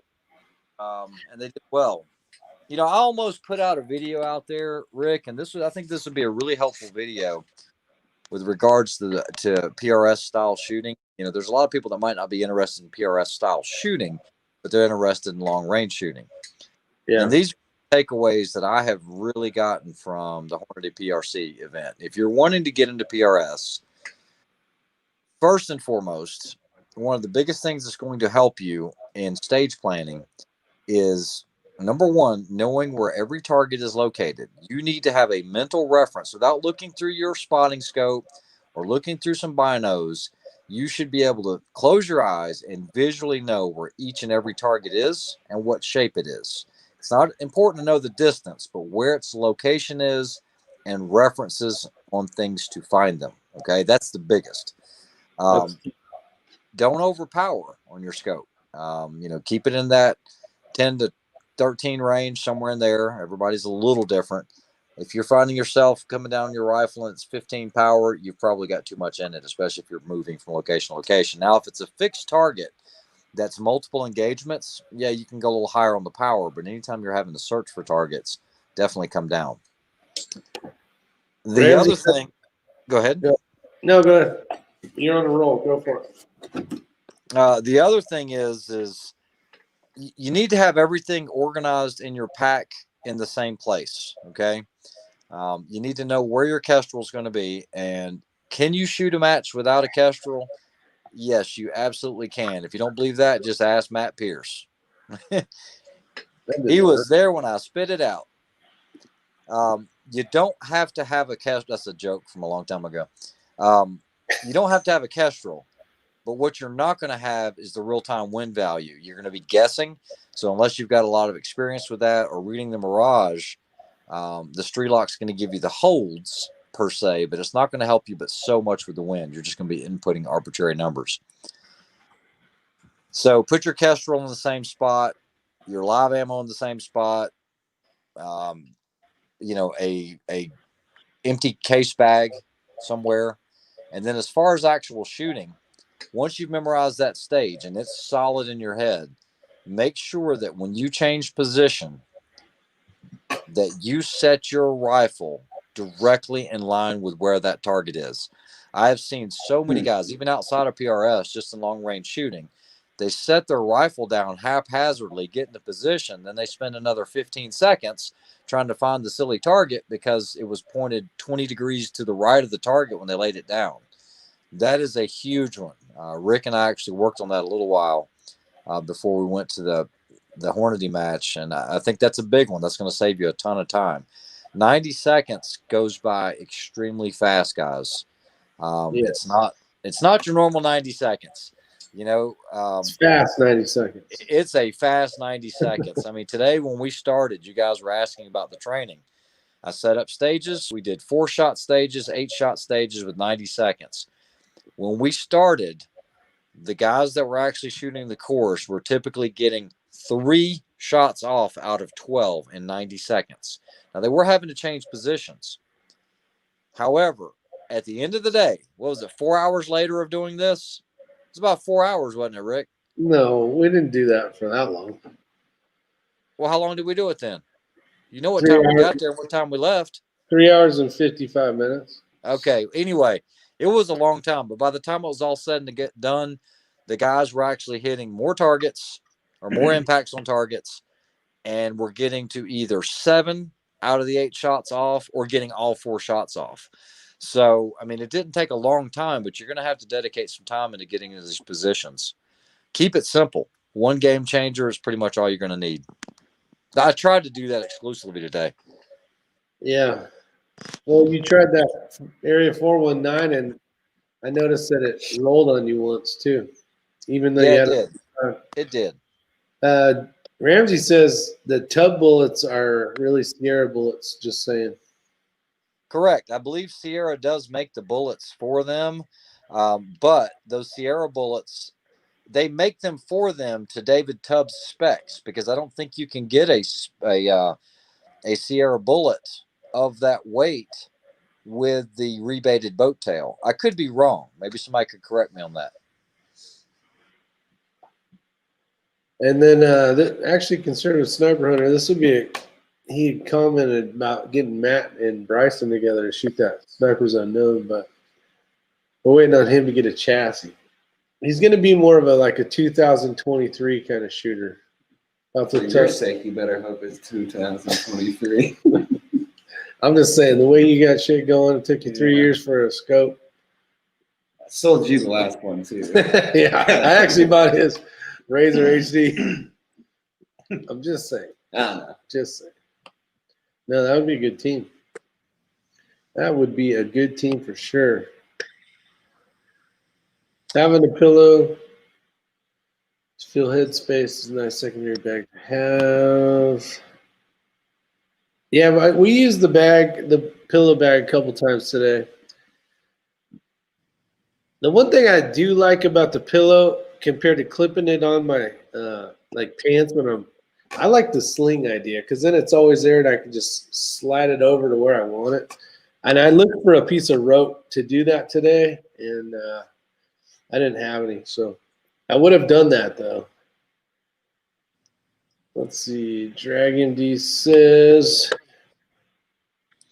Okay, so this is going to be just opinion here.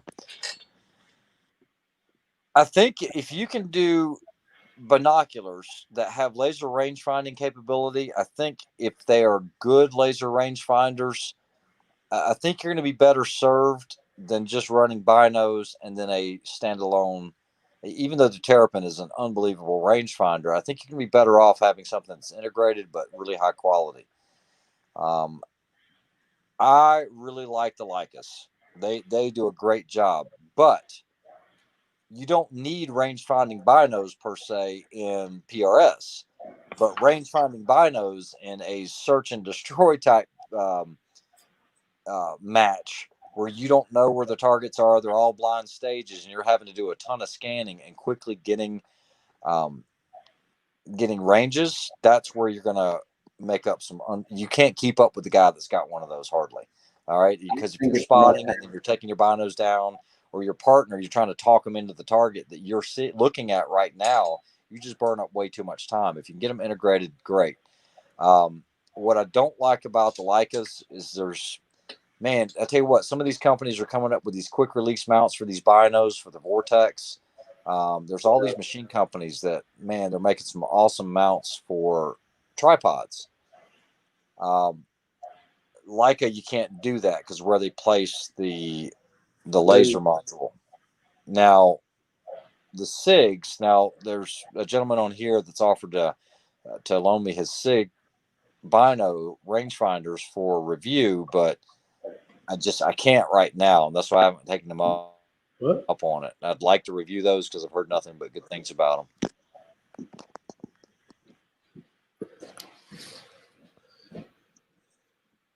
yeah, they had a nice setup too on basically all their tripods with their binoculars or spotting scopes. They're running that little like rock bag thing where they're keeping all their like Kestrel and all that stuff.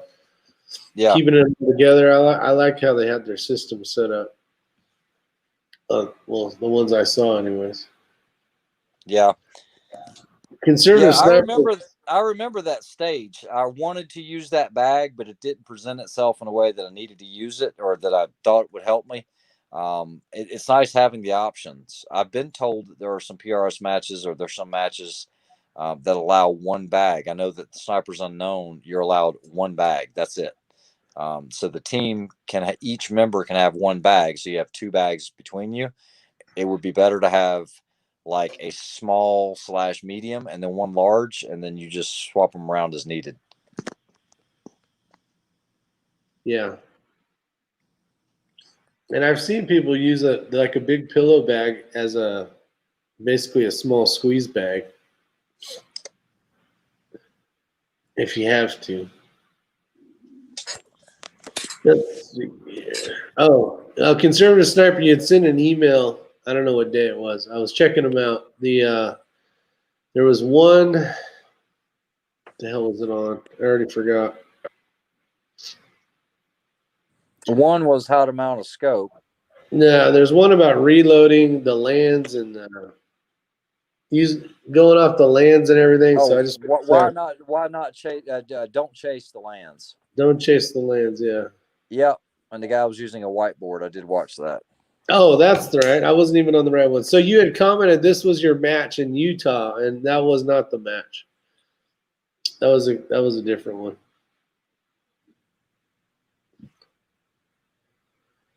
Oh, Tractoric, the Delta Striker, 4.5 to 30 by 56, $1,600. Ramsey says. Tell you what, optics. Get a good optic. You will be glad you did.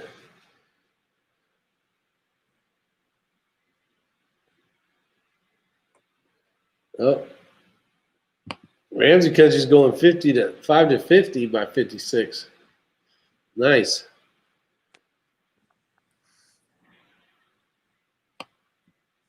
Hey, Ramsey Country, what do you normally? What's your magnification at when you're shooting your matches? What are you usually at?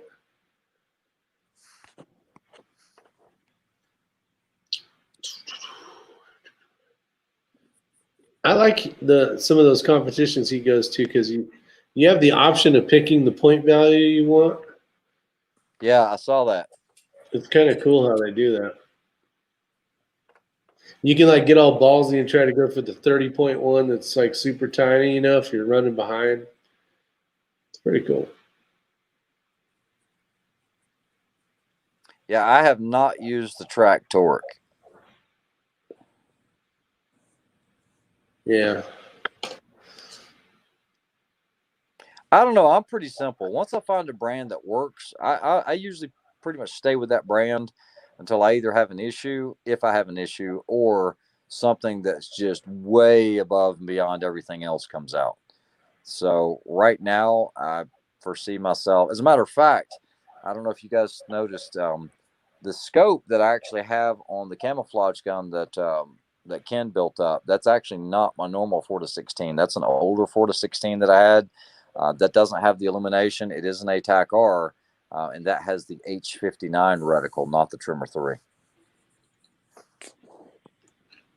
Drew had asked this question before, but we never had a chance to get to it. From rounds machined from solid brass / copper from bar stock compared to jacketed rounds. Drew, I don't know. I've only done some R&D stuff for some companies with machined solid brass copper, but that wasn't part of it, so I don't know. I've never messed with the rounds otherwise.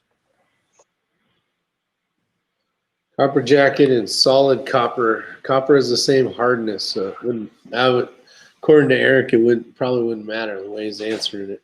Yeah.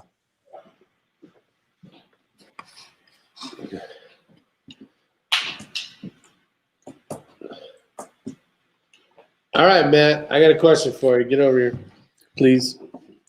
If you had all the money in the world, tell us your setup. Now, this guy does a ton of research, everybody. He's always on Sniper's Hide forum and listening. What, you are? A little bit. He's one of those guys. He's one of those guys. So overthink he's it. very techie, and before he spends his hard-earned money, he wants to figure out what the best thing is. And so I want to know like complete bells, whistles. You got all the money in the world. Here you go. This is a check for $4 billion, Matt. Go ahead and tell everybody what rifle you buy. Ooh. $4 billion. Oh, I'd probably start with either I don't know, a Defiance or a Curtis or an Impact or a Pick one. I don't know, I might try the Impact Precision, Bartlein barrel. Let's see here. Got the Night Force scope coming. XLR chassis, I think, would be the way to go for me personally. Chamber wise, I don't know. 6 Creed or probably 6 Dasher. What do you think, Ray? I've got the 6 Creed and I'm very impressed with it. And I think I can do everything I need to do with it. But if this 6 Art bolt gun that Kenny's working on right now doesn't work, I'm going to immediately go 6 Dasher with it. We're going to recut the chamber. Yeah, I'm really curious on how that Art turns out. Yeah, me too. I'm taking a little bit of a chance, but it's not that much of a chance because it's not irreversible. And you just spin on a new barrel and you're good. No, it's the same barrel. If the arc doesn't work, you can just recut it. Oh, okay. Did you tell them what scope mount? Yep. Did you tell them what scope mount? Scope mount. Yeah, did you tell them? Probably go with a spur. Yeah, those are nice. Just because you got the option to mount the little pick rails for your dope cards or bubble level, you know. Your gizmo gadgets. Yeah. You start running out of room when you don't have all that rail going out. True. Just curious, why Dasher over GT? Did GT, you go Dasher? It's a 6 Creed or Dasher, but I forgot about the GT. The GT is still pretty new, isn't it? I think it is. And they make factory brass for it too, right? Yeah. I think so now, yeah. And I think they got factory brass for Dasher. Yeah, because in my opinion. Dasher's more accurate. Well, that's what Ramsey Country says. He would know. Oh, right there. Yeah, I see it. Dasher is more accurate. Okay.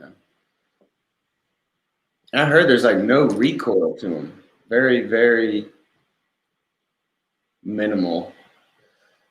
Was that what those guys we were hanging out with were shooting, Ray? Yeah.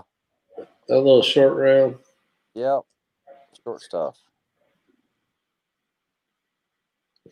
Yeah, they did decent. So. Well, now they got the mags too, where I think they have like a spacer little- in the back to where Yeah. you'd always see them fiddling with the short little rounds, making sure they fed all the way. Now they got those spacers and they feed in perfect. I'll put it right here. The email. User6covered@gmail.com. There's the answer to that one, Jagaki. Pressure on the bullet base will compress the bullet and help seal and grab the rifle. Eric says. Yeah, I don't know. I haven't had a chance to shoot all those different cartridges.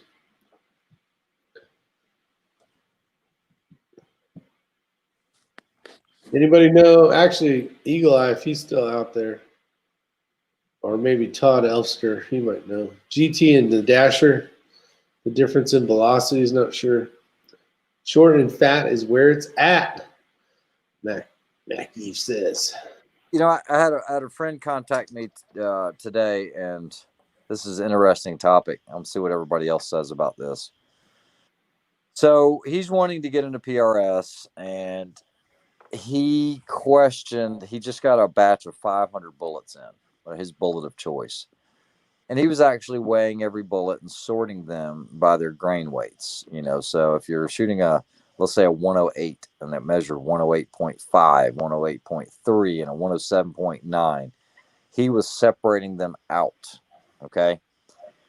Now look, I get some people want to be as consistent as possible, but again, I said, you're going to be better served working on building positions, shooting kneeling, shooting standing, than worrying about 0.2 of a grain weight on your bullet differences.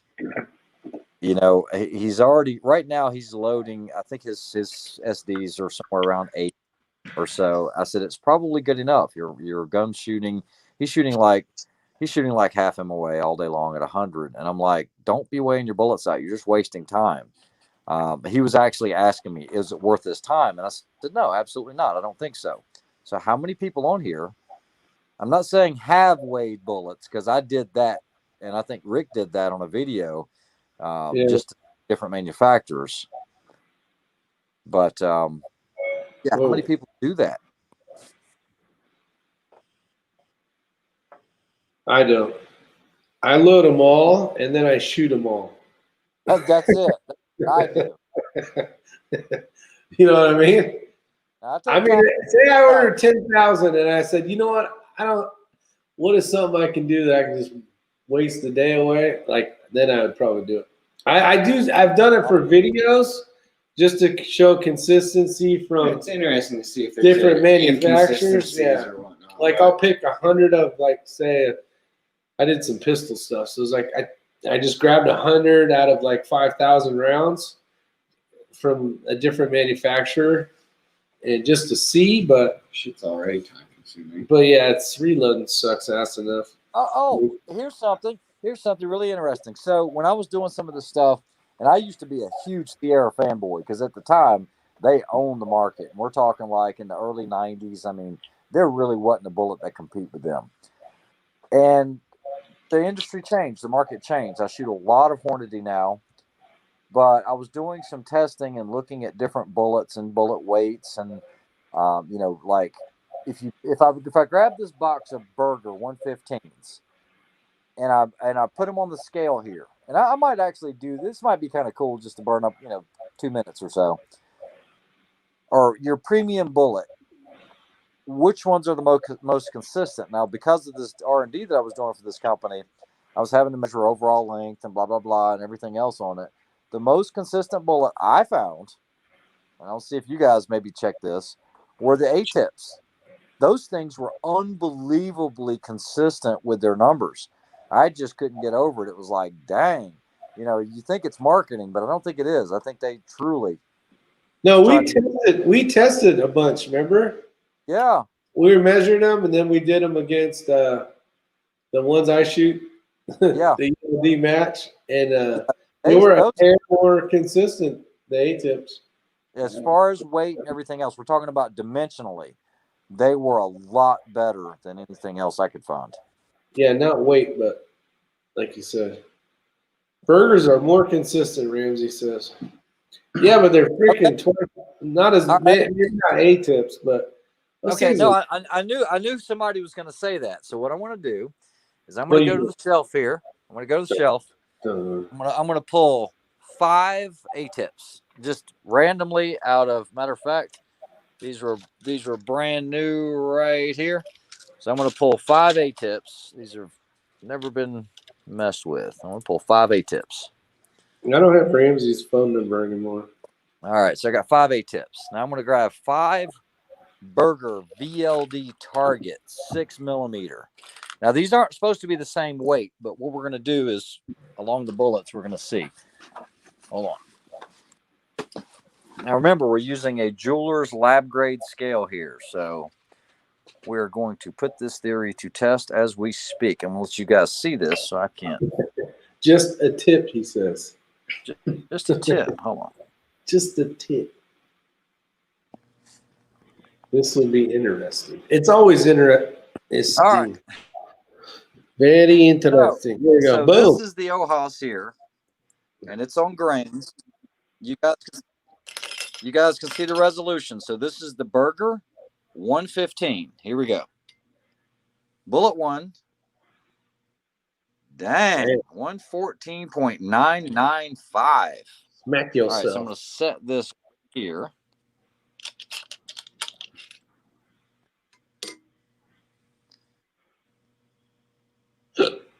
All right, 114.980. We're not going to do the That's math horrible. on it. We're just look. That's All right, horrible. so that's Throw that one in the trash.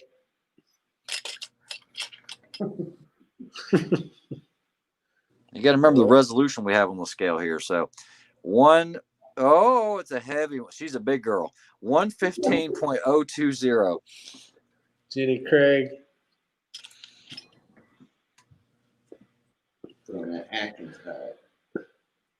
Oh.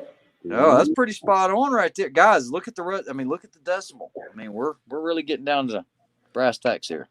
The thousands. Oh, bing. Hey, so we have 2 at 114.995. And Now watch these A-tips absolutely suck. All right, so here we go. Now this is a heavy bullet. Those were an A-tip? These are supposed, 153.390. What are they supposed to be? 153s. Oh, shit.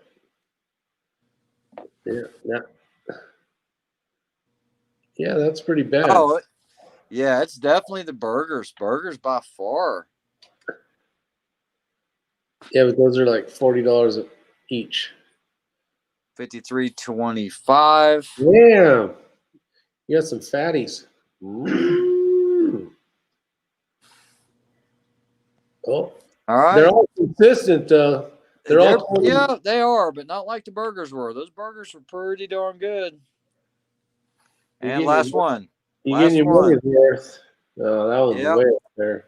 So Ramsey Country's right. The burger VLDs, when it comes to weight, we're not talking about dimensionally. When it comes to weight, definitely better than the A-tips It's on this 5 sample. Yeah. That is awesome. Yep. 5 out of the box. You just grab 5. Bam. Yep. I like 5 burgers. 5. They're yummy. Ramsey Country. Good info, my man. I wonder how good those David Tubbs are. Oh, let's check it out. Let's See if find out. those are crap. Because I just ordered 500 of those stupid things. One could have more powder on it, though. Now, Yeah, cancel the order. Cancel the order. Beep, all right, beep. we'll just do 3. I don't want everybody to get bored, but I just grabbed 3 D-Tacs. What up, Pierce? Look, WTF SoCal. What All up, right, so 3 coated D-Tacs. Come on, baby. These are supposed to be 115s, right? These are 115s. Here we go. First one. Contestant number 1.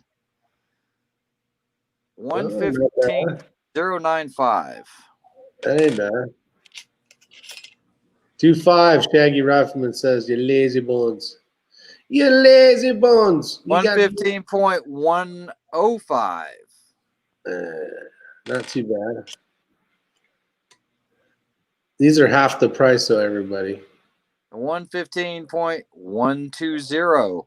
And these are substantially cheaper. You get 500 of these for like 100 and how much did you pay, Rick? 100 and I can't remember what I paid.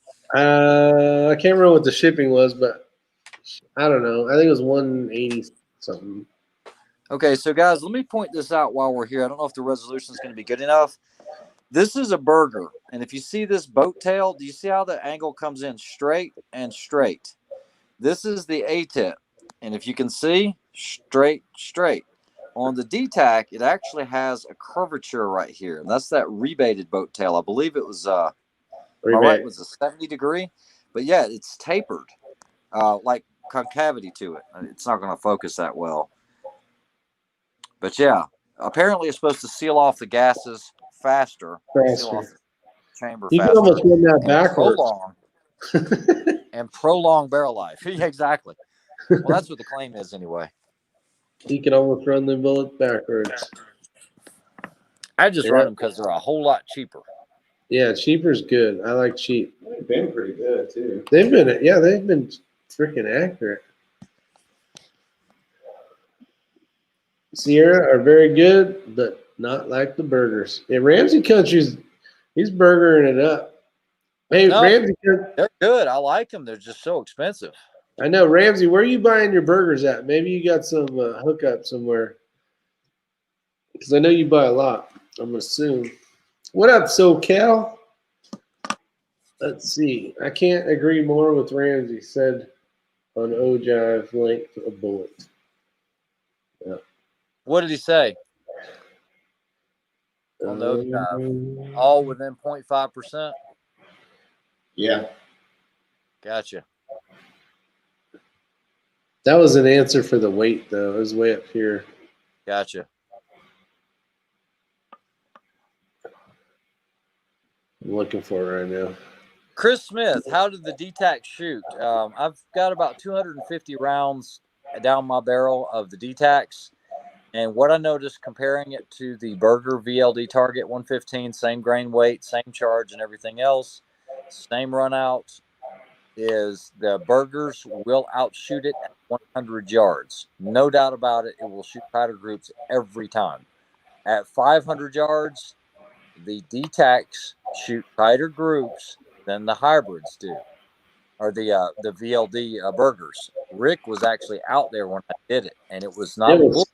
It was substantially smaller at 500 yards. Yeah, it was pretty damn crazy. It looked like my group at 200 yards, and he was at 500. Shots fired. But then again, maybe my rifle just likes it. Who knows? It could be one of those funky things. Whew. What's up, SoCal?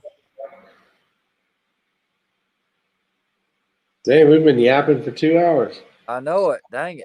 Keeping everybody up late. It goes so quick when you're having fun. I just stay quiet. I like watching. That's why I kept asking you questions. You did good. Oh, Hey, give me my $50 million back. How much was it? 40 million? Oh, mine is $8,000. I got to shoot no, I didn't shoot that rifle. Damn it. all right. Let me continue The- real quick. I had one or two more things that I wanted to mention about your first PRS match.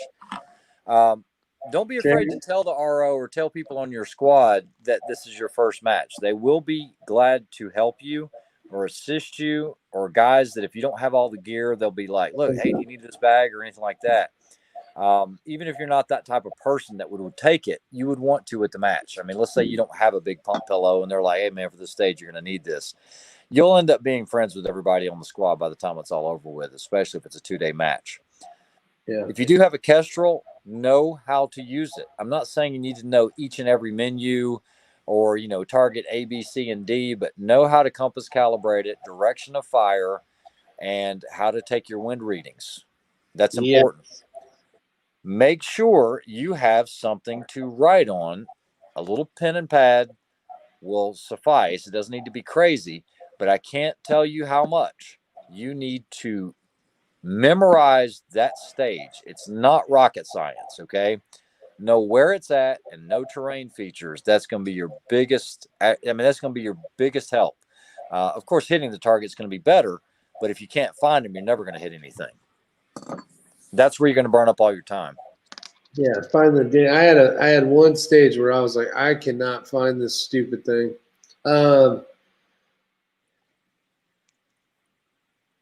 What contour barrel do I need with the AI 6mm? I don't know. I don't know. I really don't know. I just ordered what was available at the time from Proof, and I just placed an order for 2 more, and they're telling me I won't have them until December. Wasn't that an M24 or something? No, M24 is what, like the M24 contour is yeah. what the Remington. Yeah, that's for the M24 system rifle, but there's a ton of different ones to choose from, but I don't know what it is for the AI. Sorry.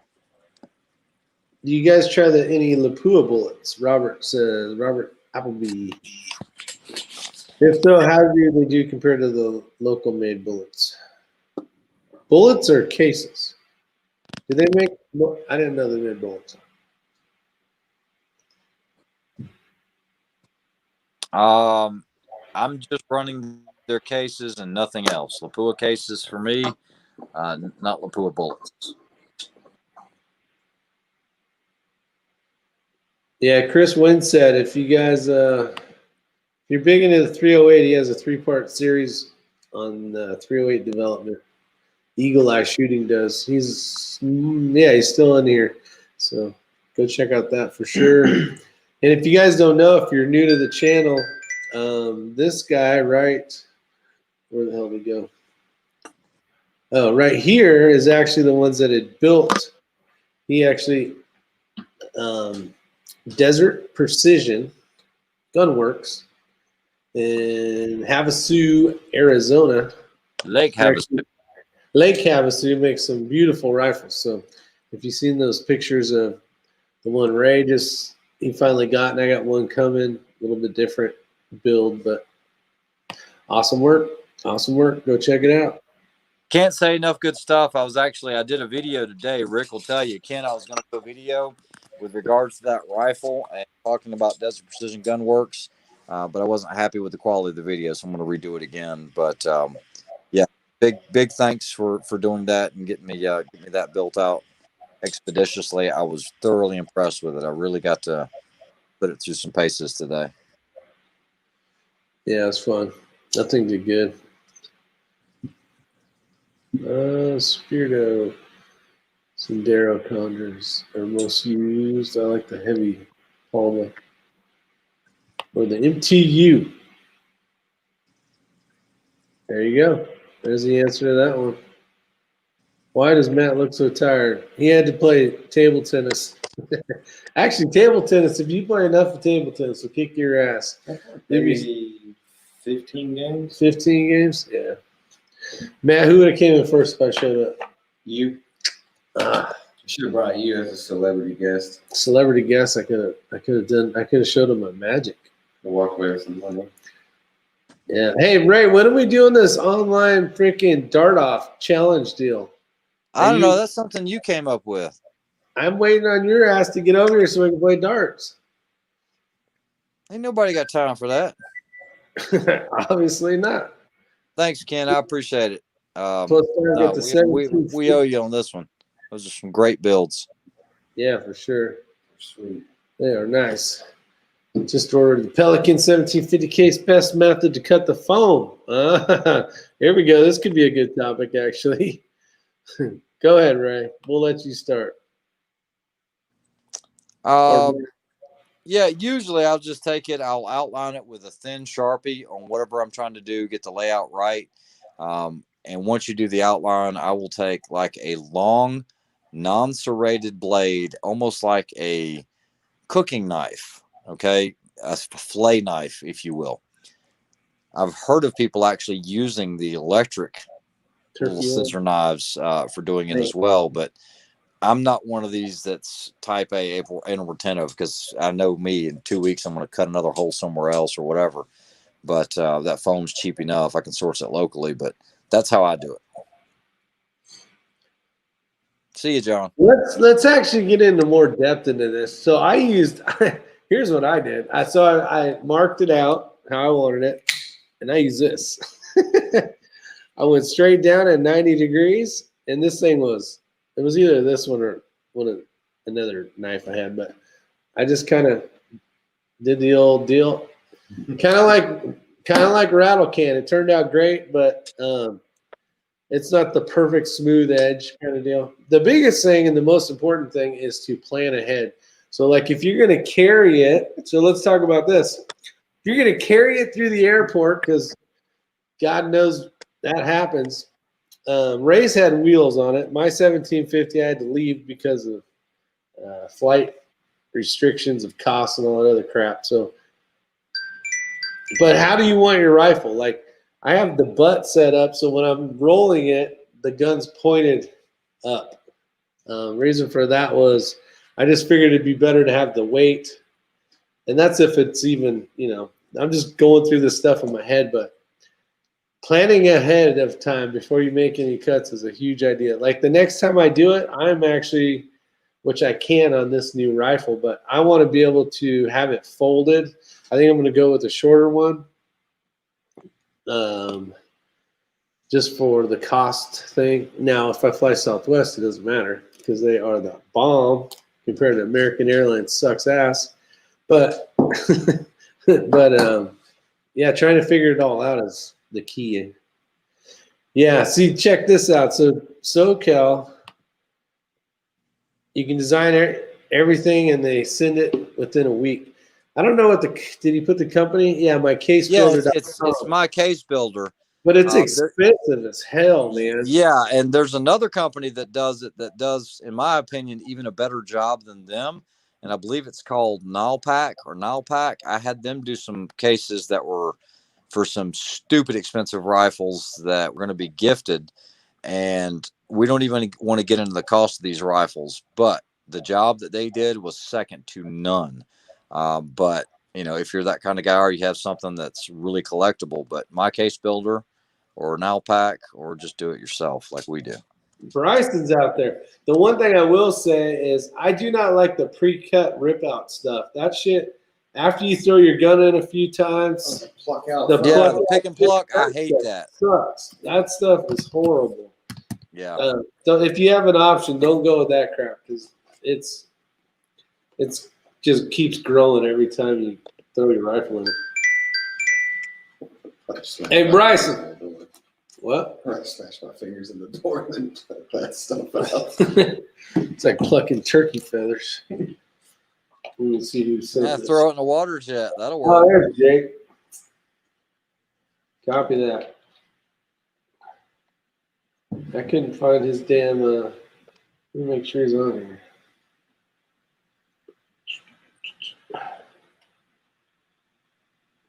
I don't know. I'm just maybe I'm just not that way. I mean, because if you go to any one of these matches and you have this perfect case, I mean, within the next 20 minutes of having that thing open, you're going to have dust and sand and everything else in it. I wouldn't go through those type of costs. Yeah, you do want to protect it, but I think a knife and some cheap foam, the foam that comes with it, or you can go to a foam and fabric type store and they can provide that foam to you. Man, I look at it as disposable almost. I wouldn't get that crazy involved with it unless you have something that's worth, really high value that you're trying to make it look like presentation grade or something. It makes it nice being able to know where everything's at. The biggest thing is what's cool about it is when you have a hole there, like I did when I opened the box up where my Kestrel was supposed to be this morning today. I was like, when you're forgetting stuff.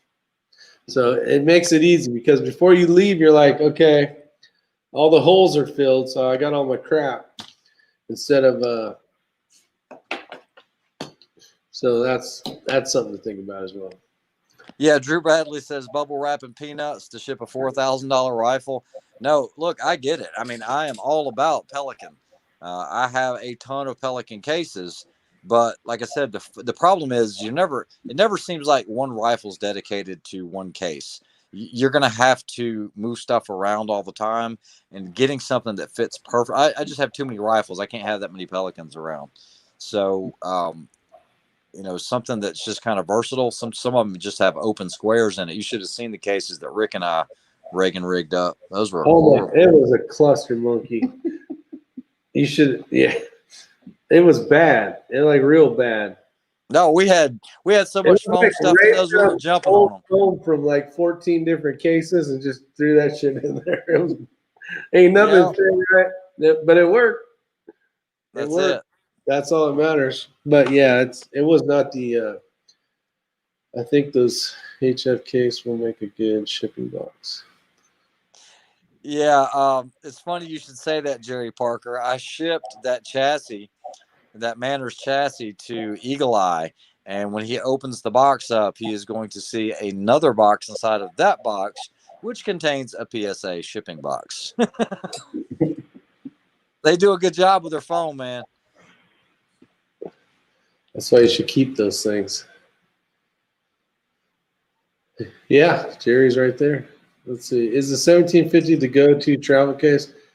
I love that case. I really do love that case. I actually had texted Eagle Eye yesterday. I was at Dunham's. Is it Dunham's? Is that what it's called? Dunlop's?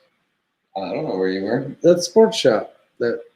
In Henderson? Yeah, Dunham. Probably Dunham's, yeah. Yeah, and the problem is, like, if you use American Airlines, they take the length times the width times the thickness. And if it's over a certain amount of inches, you remember the inches, 160 something, or what was the number you remember?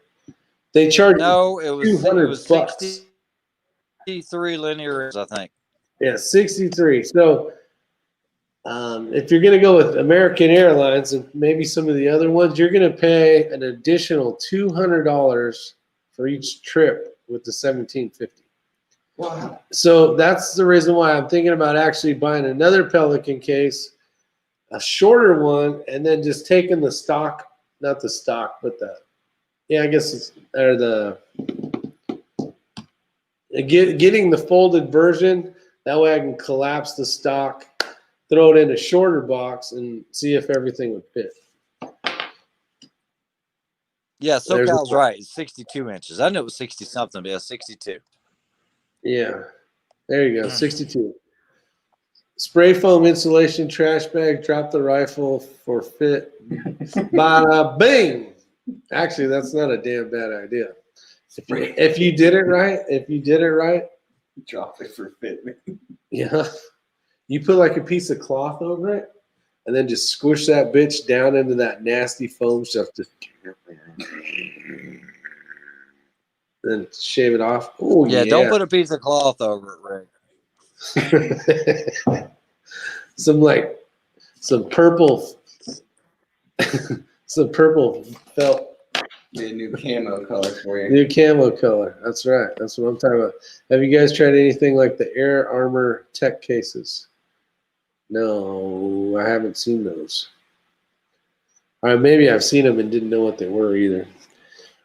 I shipped $40 worth of cheeseburgers from Indiana to Kansas overnight. $625 to a friend who moved there and wanted our local burger. Holy hell, Drew.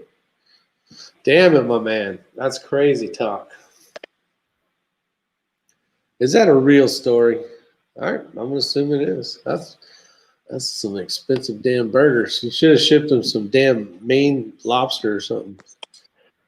John Harris says, "Do you have a video on your shooting deck platform?" Yeah, we did. We did have that in the dark. What are you talking about? That's been a good addition. The one that we shoot off of in the woods. I know, but do you have a video on your shooting deck? Man, we got lots of videos on that one. That thing worked out great. So you guys, you probably don't know this, but when you would go down to reset stuff or change targets or whatever, you couldn't come back. You'd have to move everything out of the way. You got the one wheel now. You're golden. The one wheel, yeah. Last time Ray was on that was not good. That was not good. You were there for that. Oh yeah. Yeah. He double dared him. That's awesome. That's pretty cool. You went the full way. You did it right. No cloth tarp. Tarp, there you go. Tarp would work. Oh, got a load dialed for that golf ball challenge. I can't wait to see that eagle eye. I don't know how that shit got started. I know we were on the chat. I don't know how that magically came about, but that's an exceptional shot if you get it. It's gonna be done. We all doing the golf ball challenge? No, I'm not doing it. No. I carry my rifle on my shoulder. There you go, DW. Let me see that in the airport.